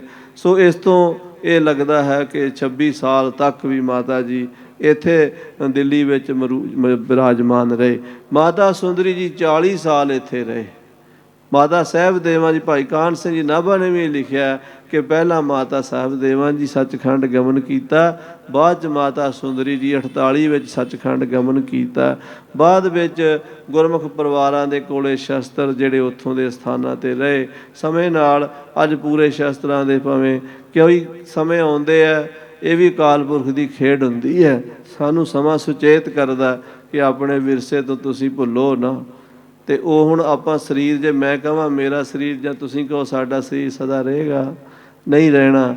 ਉਹਦਾ ਇੱਕੋ ਹੀ ਤਰੀਕਾ ਹੁੰਦਾ, ਆਪਣੀ ਆਉਣ ਵਾਲੀ ਜਨਰੇਸ਼ਨ ਨੂੰ, ਆਪਣੀ ਪੀੜ੍ਹੀਆਂ ਨੂੰ ਇਹ ਪੜ੍ਹਾ ਕੇ ਜਾਓ ਵੀ ਇਹ ਸਾਡਾ ਵਿਰਸਾ, ਤੁਸੀਂ ਸਾਂਭ ਕੇ ਰੱਖਣਾ, ਇਹਨਾਂ ਦੀ ਸੇਵਾ ਪੂਜਾ ਕਰਨੀ। ਤਾਂ ਹੀ ਇੰਨਾ ਚਿਰ ਹੋ ਗਿਆ ਵੀ ਇਹ 300 ਸਾਲ ਤੋਂ ਅਜੇ ਤੱਕ ਮੌਜੂਦ ਨੇ। ਧੰਨ ਸੀ ਉਹ ਸਿੰਘ ਜਿਨ੍ਹਾਂ ਨੇ ਸਾਂਭੇ ਨੇ। ਅੱਗੇ ਵੀ ਆਪਣੇ ਬੱਚਿਆਂ ਨੂੰ ਆਪਣੇ ਵਿਰਸੇ, ਨਿਸ਼ਾਨਾਂ, ਗੁਰਦੁਆਰਿਆਂ, ਗੁਰਧਾਮਾਂ, ਸਰੋਵਰਾਂ, ਬੌਲੀਆਂ, ਪਰੰਪਰਾਵਾਂ ਬਾਰੇ ਸੁਚੇਤ ਰੱਖੋਗੇ ਤਾਂ ਚਲਦੀਆਂ ਰਹਿਣਗੀਆਂ। ਅਤੇ ਜੇ ਗੈਪ ਪੈ ਗਿਆ, ਜਨਰੇਸ਼ਨ ਗੈਪ ਪੈ ਗਿਆ, ਫਿਰ ਕੌਣ ਦੱਸੇਗਾ। ਸੋ ਖਾਲਸਾ ਜੀ, ਮਾਤਾ ਜੀ ਦੇ ਪਾਵਨ ਸ਼ਸਤਰਾਂ ਦੇ ਦਰਸ਼ਨ, ਗੁਰਦੁਆਰਾ ਦਿੱਲੀ ਗੁਰਦੁਆਰਾ ਪ੍ਰਬੰਧਕ ਕਮੇਟੀ ਦਾ ਵੀ ਧੰਨਵਾਦ ਹੈ, ਕਿਉਂਕਿ ਬੜੀ ਜ਼ਿੰਮੇਵਾਰੀ ਦਾ ਇਹ ਕੰਮ ਹੁੰਦਾ। ਉਹਨਾਂ ਨੇ ਆਪਣੇ ਸਿੰਘ ਭੇਜੇ, ਉਹਨਾਂ ਦਾ ਵੀ ਜੀ ਆਇਆਂ ਨੂੰ, ਜਿਹੜੇ ਸ਼ਸਤਰ ਲੈ ਕੇ ਆਏ ਹੈ। ਸੋ ਇਹ ਸ਼ਸਤਰਾਂ ਦੇ ਦਰਸ਼ਨ ਕਰ ਲਓ। ਅਤੇ ਦਾਸ ਭਾਈ ਬਹੁ ਲਿਵਲੀਨ ਸਿੰਘ ਜੀ, ਬੜੇ ਮਹਾਰਾਜ ਦੀ ਇਹਨਾਂ 'ਤੇ ਕਿਰਪਾ, ਕੀਰਤਨ ਦਾ ਰਸ ਵਾਣੀ ਇਹਨਾਂ ਕੋਲੋਂ। ਅਤੇ ਸਾਰੇ ਦਿੱਲੀ ਦੇ ਨੌਜਵਾਨ, ਦਿੱਲੀ ਦੀਆਂ ਸੰਗਤਾਂ ਬਹੁਤ ਹੀ ਪ੍ਰੇਮ, ਇੱਥੋਂ ਦੇ ਹੈੱਡ ਗ੍ਰੰਥੀ ਸਾਹਿਬ ਜੀ ਪ੍ਰੇਮ ਦੀ ਮੂਰਤੀ ਹਨ। ਸਾਧ ਸੰਗਤ ਜੀ, ਬਾਬਾ ਬੁੱਢਾ ਸਾਹਿਬ ਜੀ ਨੂੰ ਸੱਚੇ ਪਾਤਸ਼ਾਹ ਜੀ ਨੇ ਗ੍ਰੰਥੀ ਲਾਇਆ ਸੀ। ਬੜੇ ਉੱਥੇ ਮਹਾਂਪੁਰਸ਼ ਹੋਰ ਵੀ ਬੜੇ ਸਨ ਪੰਥ ਵਿੱਚ, ਪਰ ਪ੍ਰੇਮਾ ਭਗਤੀ ਤੋਂ ਬਿਨਾਂ, ਪੂਰਨ ਗੁਰੂ ਬਾਣੀ ਦੇ ਕਲਾ ਤੋਂ ਬਿਨਾਂ ਇਸ ਪਦਵੀ 'ਤੇ ਸੁਭਾਏਮਾਨ ਹੋਣਾ ਔਖਾ ਸੀ। ਬਾਬਾ ਬੁੱਢਾ ਸਾਹਿਬ ਜੀ ਦੀ ਇਹ ਪਦਵੀ ਹੁੰਦੀ ਹੈ। ਗਿਆਨੀ ਸਿੰਘ ਜੀ ਬੜੇ ਪ੍ਰੇਮ ਵਾਲੇ ਔਰ ਬੜੇ ਉੱਚ ਵਕਤਾ ਹਨ, ਨਾ ਦਾਸ ਨਹੀਂ ਪੁੱਛ ਸਕਿਆ। ਮਹਾਰਾਜ ਦੀ ਇਹਨਾਂ 'ਤੇ ਕਿਰਪਾ, ਸੱਚੇ ਪਾਤਸ਼ਾਹ ਇਹ ਸਾਰੇ ਗੁਰਸਿੱਖਾਂ 'ਤੇ ਕਿਰਪਾ ਰੱਖਣ, ਦਿੱਲੀ ਦੀਆਂ ਸੰਗਤਾਂ 'ਤੇ। ਪਿਛਲੇ ਸਾਲ ਮੈਂ ਇੱਕ ਬੇਨਤੀ ਕੀਤਾ ਸੀ, ਅੱਜ ਮੈਂ ਹੈੱਡ ਗ੍ਰੰਥੀ ਸਾਹਿਬ ਨੂੰ ਫਿਰ ਕੀਤਾ, ਅਤੇ ਮੈਂ ਗੁਰਦੁਆਰਾ ਪ੍ਰਬੰਧਕ ਕਮੇਟੀ ਨੂੰ ਵੀ ਬੇਨਤੀ ਕਰਾਂ ਵੀ ਅੰਗੀਠੇ 3 ਹਨ, ਨਿਸ਼ਾਨ ਸਿਰਫ ਇੱਕੋ ਹੀ ਹੈ। ਨਿਸ਼ਾਨ ਸਾਹਿਬ ਜ਼ਰੂਰ ਇੱਥੇ 2 ਆਪਾਂ ਮਾਤਾ ਜੀ, ਦੋਵਾਂ ਮਾਤਾਵਾਂ ਦੇ, ਭਾਵੇਂ ਵੱਡਾ ਸਤਿਗੁਰਾਂ ਦਾ ਝੂਲ ਰਿਹਾ, ਛੋਟੇ 50-50 ਫੁੱਟ ਦੇ ਹੀ ਲਾਓ, ਪਰ ਲਾਓ ਜ਼ਰੂਰ। ਇਹ ਬੇਨਤੀ ਹੈ, ਪਿਛਲੇ ਸਾਲ ਵੀ ਕੀਤੀ ਸੀ, ਐਤਕੀ ਵੀ ਕਰ ਰਹੇ ਹਾਂ। ਕੋਈ ਸਾਡੇ ਲੈ ਕੇ ਸੇਵਾ ਹੋਵੇ ਤਾਂ ਜ਼ਰੂਰ ਸਾਨੂੰ ਬਖਸ਼ ਦੇਣਾ। ਨਿਸ਼ਾਨ ਸਾਹਿਬ ਜ਼ਰੂਰ ਇੱਥੇ ਮਾਤਾ ਜੀ ਦੇ, ਦੋਵਾਂ ਮਾਤਾਵਾਂ ਦੇ ਝੂਲਣੇ ਚਾਹੀਦੇ ਅੰਗੀਠੇ ਸਾਹਿਬਾਂ ਦੇ ਕੋਲ। ਇਤਨੀ ਬੇਨਤੀ ਪ੍ਰਵਾਨ ਕਰਨੀ। ਹੁਣ ਹਾਂਜੀ, ਸੋ ਸਾਧ ਸੰਗਤ ਜੀ, ਮਹਾਕਵੀ ਕਵੀ ਰਾਜ ਭਾਈ ਸੰਤੋਖ ਸਿੰਘ ਜੀ, ਜਿਨ੍ਹਾਂ ਦੀ ਦੇਣ ਅਸੀਂ ਦੇ ਨਹੀਂ ਸਕਦੇ। ਅੱਜ ਸਾਡੇ ਕੋਲ ਗੱਡੀਆਂ, ਕਾਰਾਂ, ਹਵਾਈ ਜਹਾਜ਼ ਨੇ, ਅਤੇ ਸਾਡੇ ਕੋਲੋਂ ਪੂਰੇ ਗੁਰਧਾਮਾਂ ਦੇ ਦਰਸ਼ਨ ਨਹੀਂ ਹੁੰਦੇ। ਭਾਈ ਸਾਹਿਬ ਪੈਦਲ ਜਾ ਜਾ ਕੇ ਨਾ ਪਿੰਡਾਂ 'ਚ ਗੁਰੂ ਸਾਹਿਬ ਜੀ ਰਵਾਇਤਾਂ ਇਕੱਠੀਆਂ ਕੀਤੀਆਂ, ਇਤਿਹਾਸ ਸਾਂਭਿਆ, ਅਤੇ ਉਹ ਇਤਿਹਾਸ ਬੜੀ ਮਿਹਨਤ ਨਾਲ ਲਿਖ ਕੇ ਸ੍ਰੀ ਅਕਾਲ ਤਖਤ ਸਾਹਿਬ ਭੇਟਾ ਕੀਤਾ, ਅਤੇ ਅਰਦਾਸ ਕੀਤੀ ਵੀ ਕਿ ਇਹਦੇ ਬਦਲੇ 'ਚ ਮੈਨੂੰ ਸਿੱਖੀ ਮਿਲੇ, ਕੋਈ ਰਿਐਲਿਟੀ ਨਹੀਂ ਮੰਗੀ। ਛੋਟੀ ਜਿਹੀ ਕਿਤਾਬ ਲਿਖਦੇ ਆ ਅਤੇ ਆਪਣੇ ਪੋਤਰਿਆਂ ਪੜਪੋਤਰਿਆਂ ਤੱਕ ਦਾ ਸੌਦਾ ਚਤਰ ਸਿੰਘ, ਜੀਵਨ ਸਿੰਘ ਨਾਲ ਕਰ ਜਾਂਦੇ ਆ ਵੀ ਸਾਨੂੰ ਇਹਦੀ ਰਿਐਲਿਟੀ ਮਿਲਦੀ ਰਹੇ।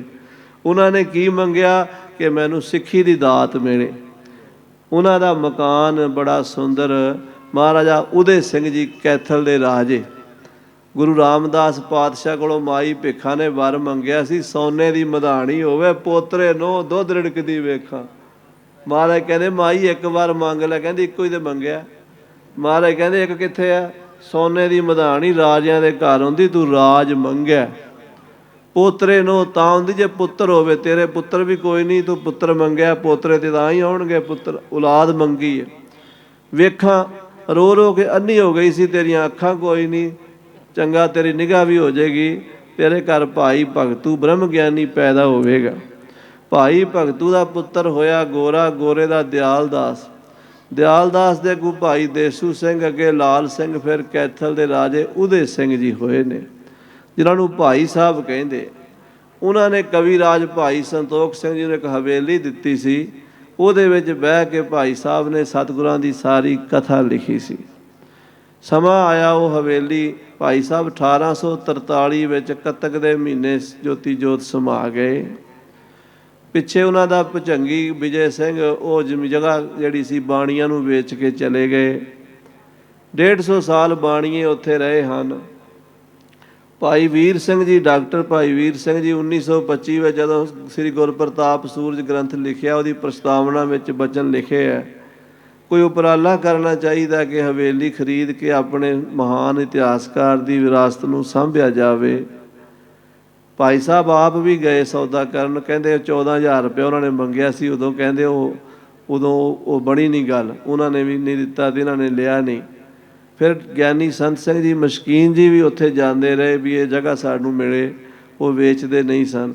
ਹੁਣ ਜਦੋਂ ਖੰਡਰ ਬਣ ਗਈ ਅਤੇ ਉਹ ਵਿੱਚੋਂ ਨਿਕਲੇ ਨੇ, ਅਤੇ ਗੁਰੂ ਦੀ ਕਿਰਪਾ ਨਾਲ ਉਹ ਸੰਗਤ ਨੇ ਉਹ ਉਪਰਾਲਾ ਕਰਕੇ ਹਵੇਲੀ ਲੈ ਲਈ ਹੈ। ਹੁਣ ਉਹਦੀ ਸੇਵਾ ਸ਼ੁਰੂ ਕਰਨੀ ਹੈ। ਜਾਵੇ ਨਿਹਾਲ ਹੋ ਜਾਵੇ। ਉਹ ਪੁਰਾਤਨ ਹਵੇਲੀ ਜਿਵੇਂ ਭਾਈ ਵੀਰ ਸਿੰਘ ਜੀ ਨੇ ਫੋਟੋ ਛਾਪੀ ਹੈ ਨਾ, ਉਸੇ ਤਰ੍ਹਾਂ ਹੀ ਉਹ ਕਾਇਮ ਹੈ ਅਜੇ। ਆਪ ਜੀ ਜਾ ਕੇ ਕੈਥਲ ਵਿੱਚ ਦਰਸ਼ਨ ਕਰ ਸਕਦੇ ਹੋ। ਹਰ ਮਹੀਨੇ ਦੇ ਪਹਿਲੇ ਐਤਵਾਰ ਨੂੰ ਦੀਵਾਨ ਸਜਦੇ ਨੇ, ਪਾਠਾਂ ਦੇ ਭੋਗ ਪੈਂਦੇ ਨੇ, ਸੁਖਮਨੀ ਸਾਹਿਬ ਦੇ ਕੀਰਤਨ ਦੇ ਤੇ ਕਥਾ ਦੇ ਪ੍ਰਵਾਹ ਚੱਲਦੇ ਨੇ, ਗੁਰੂ ਕੇ ਲੰਗਰ ਅਤੁੱਟ ਵਰਤਦੇ ਨੇ। ਔਰ ਉੱਥੇ ਵਿਦਿਆਲਾ ਵੀ ਖੁੱਲ੍ਹਾ, ਜਿੱਥੇ ਛੋਟੇ ਬੱਚੇ ਗੁਰਬਾਣੀ ਦੀ ਸੰਥਿਆ, ਕਥਾ ਅਤੇ ਕੀਰਤਨ ਦੀ ਸੰਥਿਆ ਲੈਂਦੇ ਨੇ। ਸੋ ਸਾਧ ਸੰਗਤ ਜੀ, ਉਹ ਸੇਵਾ ਆਪ ਜੀ ਸਾਰੇ ਗੁਰਮੁਖ ਪਿਆਰੇ ਰਲ ਕੇ ਕਰ ਰਹੇ ਹੋ। ਉਪਰਾਲਾ ਕਰੋ, ਉੱਥੇ ਬੜੀ ਛੇਤੀ ਸੁੰਦਰ ਦਰਬਾਰ ਜਿਹੜਾ ਉਹ ਬਿਲਡਿੰਗ ਉਸੇ ਤਰ੍ਹਾਂ ਹੀ ਅਸੀਂ ਗੁਰਦੁਆਰਾ ਸਾਹਿਬ ਦੀ ਨਕਸ਼ ਨਹੀਂ ਬਣਾਉਣਾ ਚਾਹੁੰਦੇ, ਅਸੀਂ ਹਵੇਲੀ ਨੂੰ ਹਵੇਲੀ ਰੱਖਣਾ ਚਾਹੁੰਦੇ ਹਾਂ ਵੀ ਉਹ ਜਿਵੇਂ ਸੀ ਸੰਗਤਾਂ ਦਰਸ਼ਨ ਕਰਨ ਕਿ ਸਾਡੇ ਮਹਾਨ ਵਿਦਵਾਨ, ਕਿਉਂਕਿ ਅੰਗਰੇਜ਼ਾਂ ਨੇ ਸ਼ੇਕਸਪੀਅਰ ਦੀਆਂ ਕਲਮਾਂ, ਉਹਦੇ ਜੋੜੇ, ਉਹਦੀਆਂ ਐਨਕਾਂ, ਉਹਦੀਆਂ ਕਿਤਾਬਾਂ, ਉਹਦੇ ਕਮਰੇ, ਸਭ ਕੁਛ 600 ਸਾਲ ਦੇ ਸਾਂਭੇ ਪਏ ਨੇ। ਅਤੇ ਸਾਡੇ ਵਿਦਵਾਨਾਂ ਦੇ ਹਾਲ ਇੱਦਾਂ ਹੋ ਰਹੇ ਨੇ। ਜੇ ਆਪਣੇ ਕੱਲ੍ਹ ਨੂੰ ਕੋਈ ਕਹੇਗਾ ਗੁਰਪ੍ਰਤਾਪ ਸੂਰਜ ਗ੍ਰੰਥ ਕਿੱਥੇ ਲਿਖਿਆ, ਅਜੇ ਵੀ ਗੁਰਦੁਆਰਿਆਂ 'ਚੋਂ ਕਥਾ ਬੰਦ ਕਰਾਉਣ ਲਈ ਪੂਰਾ ਜ਼ੋਰ ਲਾ ਰਹੇ ਹੈ। ਕਥਾ ਬੰਦ ਕਰਾਉਣ ਦਾ ਮਤਲਬ ਕੀ ਹੈ? ਵੀ ਸਿੱਖਾਂ ਨੂੰ ਆਪਣੇ ਗੁਰੂਆਂ ਦਾ ਇਤਿਹਾਸ ਹੀ ਨਾ ਪਤਾ ਚੱਲੇ। ਜਦੋਂ ਇਤਿਹਾਸ ਨਾ ਪਤਾ ਚੱਲੇ ਵੀ ਗੁਰੂ ਕਿੱਡੇ ਮਹਾਨ ਸੀ, ਅਤੇ ਉਹਨਾਂ ਦੀ ਬਾਣੀ ਉਹ ਵੀ ਕਿਵੇਂ ਪਤਾ ਲੱਗੇਗੀ? ਪਹਿਲਾਂ ਗੁਰੂ ਸਾਹਿਬ ਜੀ ਦੀ ਪਾਵਨ ਸ਼ਖਸੀਅਤ ਪ੍ਰਭਾਵਿਤ ਕਰਦੀ ਹੈ, ਫਿਰ ਗੁਰੂ ਸਾਹਿਬ ਦੇ ਬੋਲਾਂ ਨੂੰ ਸੁਣਨ ਨੂੰ ਜੀਅ ਕਰਦਾ ਵੀ ਜਿਹੜਾ ਐਡਾ ਗੁਰੂ ਮਹਾਨ ਹੋਇਆ, ਜਿਹੜੇ ਗੁਰੂ ਨੇ ਪੱਥਰਾਂ ਨੂੰ ਪੰਜੇ ਲਾਤੇ ਨੇ, ਜਿਨ੍ਹਾਂ ਨੇ ਗੁਰੂਆਂ ਨੇ ਕੌੜੇ ਰੀਠੇ ਮਿੱਠੇ ਕਰਤੇ, ਉਹਨਾਂ ਦੀ ਬਾਣੀ ਵੀ ਸੁਣ ਲਈ ਹੈ। ਅਤੇ ਜੇ ਆਪਾਂ ਉਹ ਪ੍ਰਸੰਗ ਹੀ ਨਹੀਂ ਸੁਣੇ ਹੋਏ ਅਤੇ ਫਿਰ ਬਾਣੀ ਦਾ ਕਿਆ ਪਿਆਰ ਜਾਗੇਗਾ? ਇਤਨਾ ਬਚਨ ਇਹ ਪ੍ਰਵਾਨ ਕਰਨਾ। ਹੁਣ ਸਾਧ ਸੰਗਤ, ਹਾਂਜੀ ਆਪ ਜੀ ਕਿਰਪਾ ਕਰੋ, ਅਸੀਂ ਬੋਲੀ ਜਾਵਾਂਗੇ ਥੋੜ੍ਹੇ 2-4 ਬਚਨ ਜਿਹੜੇ ਨੇ